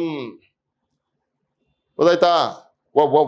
ಒಂದು ಚೂರು ಕೂಡ ಅವ್ರಿಗೆ ನಾನು ಭೂಮಿಯನ್ನ ಕೊಡಲ್ಲ, ಒಂದು ಸೂಜಿ ಮೊಣಗಾಲಿನಷ್ಟು ನಾನು ಕಾಳಿನಷ್ಟು ಕೊಡಲ್ಲ ನಾನು ಅಂತ ಹೇಳ್ದ. ಸೂಜಿಯ ಮೊನೆಯಷ್ಟು ಕೊಡಲ್ಲ ಅಂತ ಹೇಳಿದ್ದ. ಪೂಂಡ ಪೂಣ್ಕೆ, ನಾನು ಯಾವುದೇ ಕಾರಣಕ್ಕೂ ಕೊಡಲ್ಲ ಅಂತ ಅಂದ್ಬಿಟ್ಟು ಶಪಥ ಮಾಡಿದ್ದ. ಪೂಂಡ ಪೂಣ್ಕೆ ನೇರ್ಪಡೆ ನಡೆಯುವವರೆಗೂ, ನೆರವೇರಿಸುವವರೆಗೂ, ನಡೆವನ್ನೆಗಂ ನೇರವಾಗಿ ನಡೆಯುವವರೆಗೂ ಕೂಡ, ನೇರ್ಪಡೆ ನಡೆವನ್ನೆಗಂ ಅಲ್ಲಿವರೆಗೂ ಕೂಡ ನಡೆದನ್, ಅದೇ ರೀತಿಯಲ್ಲಿ ನಡೆದುಕೊಂಡ. ಹೇಗೆ ನಡ್ಕೊಂಡ? ಅಳ್ಕದೆ ಬಳ್ಕದೆ ಬಾಗದೆ, ತನ್ನೊಡಲ್ ಪೊಡಲ್ ಒಡುವಿನಂ, ತನ್ನ ದೇಹ ಛಿದ್ರವಾಗುವವರೆಗೂ, ತನ್ನ ದೇಹ ಪಡಲ್ ಒಡುವಿನಂ ಛಿದ್ರವಾಗುವವರೆಗೂ, ಅಣ್ಮುಗುಂದನೆ ತನ್ನ ಪರಾಕ್ರಮದಿಂದ ಹಿಂದೆ ಸರಿದಾನೆ ಇಲ್ಲ. ತನ್ನ ಪರಾಕ್ರಮದಿಂದ ಹಿಂದೆ ಸರಿದನೆ ಅವನು ಇಲ್ಲ. ದಿಟವಾಗಿಯೂ ಏನ್ ಅಭಿಮಾನದನಂ ಸುಯೋಧನಂ. ಅಪ್ಪ, ದಿಟವಾಗಿಯೂ ಕೂಡ, ನಿಜವಾಗಿಯೂ ಕೂಡ ಏನ್ ಅಭಿಮಾನದನಂ ಸುಯೋಧನಂ. ಅಭಿಮಾನ ಅನ್ನುವಂಥ ಸಂಪತ್ತನ್ನೇ, ಅಭಿಮಾನ ಅನ್ನುವಂಥದ್ದನ್ನೇ ಸಂಪತ್ತಾಗಿ ಉಳ್ಳಂತ ಈ ಸುಯೋಧನನ ವ್ಯಕ್ತಿತ್ವ ಹೆಂಗಪ್ಪ, ಏನ್ ಅಭಿಮಾನದನಂ. ಆ ಸುಯೋಧನನ ಅಭಿಮಾನ ಅನ್ನುವಂಥದ್ದು ಇದೆಯಲ್ಲ, ಅದನ್ನ ಅವನು ಜೀವನದ ಕೊನೆವರೆಗೂ ಸಂಪತ್ತಾಗಿ ಬದುಕಿದವನು ಅವನು ಅಂತ ಹೇಳ್ತಾ ಇರೋದು. ನಿರ್ದಿಟವಾಗಿ ಏನ್ ಅಭಿಮಾನದ ಅಭಿಮಾನ ಅನ್ನುವಂಥದ್ದನ್ನೇ ಧನವಾಗಿ ಬದುಕಿದವನು ನಮ್ಮ ಸುಯೋಧನ ಅಂತ ಹೇಳ್ಬಿಟ್ಟು ಇಲ್ಲಿಗೆ ಈ ಭಾಗವನ್ನ ಪಂಪಾ ಮಹಾಕವಿ ಬರೆದಿರೋದನ್ನ ನಾವು ನಿಲ್ಲಿಸ್ಕೊಂಡಿದ್ದೀವಿ. ಇಲ್ಲಿಂದ ಮುಂದಕ್ಕೆ ಮುಂದುವರಿಯುತ್ತೆ. ಆದ್ರೆ ನಿಮಗೆ ಇಲ್ಲಿ BCA ಮಕ್ಕಳಿಗೆ ಇಟ್ಟಿರುವಂತ ಈ ಪದ್ಯ ಭಾಗದಲ್ಲಿ ಇಲ್ಲಿಗೆ ಈ ಪದ್ಯ ಕೊನೆಗೊಳ್ಳುತ್ತೆ. ಇನ್ನೊಂದ್ಸರಿ ಓದ್ಬೋಣ. ನುಡಿದುದನ್ ಏಯ್ದೆ ತುತ್ತ ತುದಿ ಏಯ್ದುವಿನಂ, ನುಡಿದಂ ವಲಂ ಚಲಂ ಬಿಡದೆ, ಚಲಂ ಬಿಡಿದು ಏಯ್ದೆ ಬಿಡಿದುದನ್ ಏಯ್ದೆ ಮುಂಪಿಡಿದುದಂ ಪಿಡಿದಂ, ಸಲೆ ಪೂಂಡ ಪೂಣ್ಕೆ ನೇರ್ಪಡೆ ನಡೆವನ್ನೆಗಂ, ನಡೆದನ್ ಅಳ್ಕದೆ ಬಳ್ಕದೆ ತನ್ನೊಡಲ್ ಪೊಡಲ್ ಒಡುವಿನಂ ಅಣ್ಮುಗುಂದನೆ ಏನ್ ಅಭಿಮಾನದನಂ ಸುಯೋಧನಂ ಅಂತ ಬಹಳ ಸೊಗಸಾಗಿರುವಂತ ಪದ್ಯವನ್ನ ಕಟ್ಕೊಟ್ಟಿದ್ದಾನೆ ಪಂಪ ದುರ್ಯೋಧನಗೋಸ್ಕರ. ಎಷ್ಟು ಸೊಗಸಾಗಿದೆ ನಿಜವಾಗ್ಲೂ. ಇದನ್ನ ಕನ್ನಡ ವಿಮರ್ಶಾ ಲೋಕ ದುರ್ಯೋಧನ ಚರಮಗೀತಿ ಅಂತ ಗೊತ್ತಿರೋದು ಸರಿಯಾಗಿದೆ ಅಂತ ಅನ್ನಿಸ್ತದೆ. ಪ್ರಿಯ ವಿದ್ಯಾರ್ಥಿಗಳ, ಇಲ್ಲಿಗೆ ಈ ಪದ್ಯ ಭಾಗ ಮುಕ್ತಾಯ ಆಗುತ್ತೆ. ಹೀಗೆ ಅಭಿಮಾನದನಂ ಸುಯೋಧನಂ ಅನ್ನುವಂಥ ಈ ಪದ್ಯವನ್ನ ನಾವು ಕಲ್ತ ಮೇಲೆ ಓದಿದ್ಮೇಲೆ ನಮ್ಮ ಅಂತರಂಗ ಕೇಳಿಸ್ಕೊಳ್ಬೇಕಾಗಿರುವಂತ ಸಂದೇಶ ಏನು, ಅದು ಬಹಳ ಮುಖ್ಯ. ನೋಡ್ರಿ, ಅಭಿಮಾನ ಅನ್ನುವಂಥದ್ದು ಇರಬೇಕು, ಆದ್ರೆ ಅದು ಕೆಟ್ಟದಾಗಿ ಮಾರ್ಪಡಬಾರ್ದು ಅನ್ನುವಂತಹ ಒಂದು ಸಂದೇಶವನ್ನು ಹೇಳಿದ್ರು ಕೂಡ ನಾವು ಇದರಿಂದ ಪಾರದರ್ಶಕವಾಗಿ ಯಾವ ರೀತಿ ತಗೊಳ್ಬೋದು ಈ ವಿಷಯವನ್ನ ಅಂತಂದ್ರೆ, ಯಾವ್ದಾದ್ರು ಒಂದು ಒಳ್ಳೆ ಕೆಲಸವನ್ನ ಮಾಡಬೇಕು ಅಂತ ಅನ್ಬಿಟ್ಟು ನಾವು ಪಟ್ಟಿಡಿದ್ರೆ, ಛಲವನ್ನು ಹಿಡ್ಕೊಂಡ್ರೆ ಅದು ಮಾಡಿ ಮುಗಿಸೋವರೆಗೂ ಕೂಡ ಕದಲಬಾರ್ದು. ಹೇಗೆ ಕದಲಬಾರ್ದು ಅಂತಂದ್ರೆ, ದುರ್ಯೋಧನ ಹೇಗೆ ಪಟ್ಟಾಗಿದ್ನೋ ಆ ರೀತಿಯಲ್ಲಿ ನಾವು ಪಟ್ಟಾಗಿರುವಂತ ಛಲವನ್ನ ನಾವು ಇಟ್ಕೊಳ್ಬೇಕು ಅಂತ ಹೇಳ್ತಾ ಇರೋದು. ಕೆಟ್ಟ ಕೆಲಸವನ್ನು ಮಾಡೋದಕ್ಕಲ್ಲ, ಅವನ ಛಲವನ್ನ ನಾವು ಒಳ್ಳೆ ಕೆಲಸ ಮಾಡುವಲ್ಲಿ ಧರಿಸಿಕೊಳ್ಳಬೇಕು ಅಂತ ಹೇಳ್ತಾ ಇರೋದು. ಆ ರೀತಿಯ ಅರ್ಥದಲ್ಲಿ ನಿಜವಾಗ್ಲೂ ಕೂಡ ಈ ಪದ್ಯ ತುಂಬಾ ಹತ್ತಿರ ಆಗುತ್ತೆ ನಮ್ಮೆಲ್ಲರಿಗೂ ಅಂತ ಅನ್ಸುತ್ತೆ. ಆದರೆ ಬಹಳ ಹಿಂದಕ್ಕೆ ಪೌರಾಣಿಕ ಪಾತ್ರದಲ್ಲಿ ಈ ದುರ್ಯೋಧನ, ಭೀಮ, ಕೃಷ್ಣ, ಬಲರಾಮ ಇವರೆಲ್ಲರೂ ಕೂಡ ಯಾವ ರೀತಿಯ ತಮ್ಮ ಜೀವನವನ್ನ ನಡೆಸಿ ಹೋದರು ಅನ್ನುವಂತಹ ವಿಷಯವನ್ನ ನಾವು ಓದ್ತಾ ಇದ್ದಾಗ ಒಬ್ಬೊಬ್ರು ಒಂದೊಂದು ರೀತಿಯ ಪಾಠವನ್ನ ನಮಗೆ ಅರುಹಿ ತೆರಳಿದ್ದಾರೆ ಅನ್ನೋ ಕಾರಣಕ್ಕೋಸ್ಕರ ಅವರ ಬದುಕನ್ನ ಕಂಡ ನಾವು ನಮ್ಮ ಬದುಕನ್ನ ಹೇಗೆ ಸಹ್ಯ ರೀತಿಯಲ್ಲಿ ಕಟ್ಟಿಕೊಳ್ಳಬೇಕು ಅನ್ನುವಂಥ ಕಾರಣಕ್ಕೆ ಈ ಕಥನ ಕುತೂಹಲ ಇರುವಂತಹ ಪದ್ಯಗಳನ್ನ ಮೈಸೂರು ವಿಶ್ವವಿದ್ಯಾಲಯದ ಕನ್ನಡ ವಿಭಾಗದವರು ಯೋಚಿಸಿ ಇಟ್ಟಿದ್ದಾರೆ ಅಂತ ನಾನು ಭಾವಿಸ್ಕೊಂಡಿದ್ದೀನಿ. ಪ್ರಿಯ ವಿದ್ಯಾರ್ಥಿಗಳ, ಇಲ್ಲಿಗೆ ಈ ಪದ್ಯ ಭಾಗ ಮುಕ್ತಾಯ ಆಗುತ್ತೆ. ಇದರಿಂದ ನೀವು ಈ ರೀತಿಯ ಆದರ್ಶಯುತವಾದಂತಹ ಸಂದೇಶಗಳನ್ನು ನಿಮ್ಮ ಮನದ ಅಂಗಳಕ್ಕೆ ಬಿಟ್ಕೊಂಡಿದ್ದೇ ಆದರೆ ಆ ರೀತಿನೇ ಬದುಕೋದಕ್ಕೆ ನೀವು ಛಲವನ್ನು ಉಳ್ಳವರಾಗಿದ್ದರೆ ಖಂಡಿತವಾಗೂ ನಮ್ಮ ಬದುಕು, ನಮ್ಮ ಸಮಾಜ, ಜಗತ್ತು ಸುಂದರವಾಗಿರುತ್ತೆ ಅಂತ ಭಾವಿಸ್ಕೊಂಡಿದ್ದೀನಿ. ಎಲ್ಲರಿಗೂ ಒಳ್ಳೆಯದಾಗಲಿ. ಮತ್ತೆ ಸಿಗೋಣ. ನಮಸ್ಕಾರ.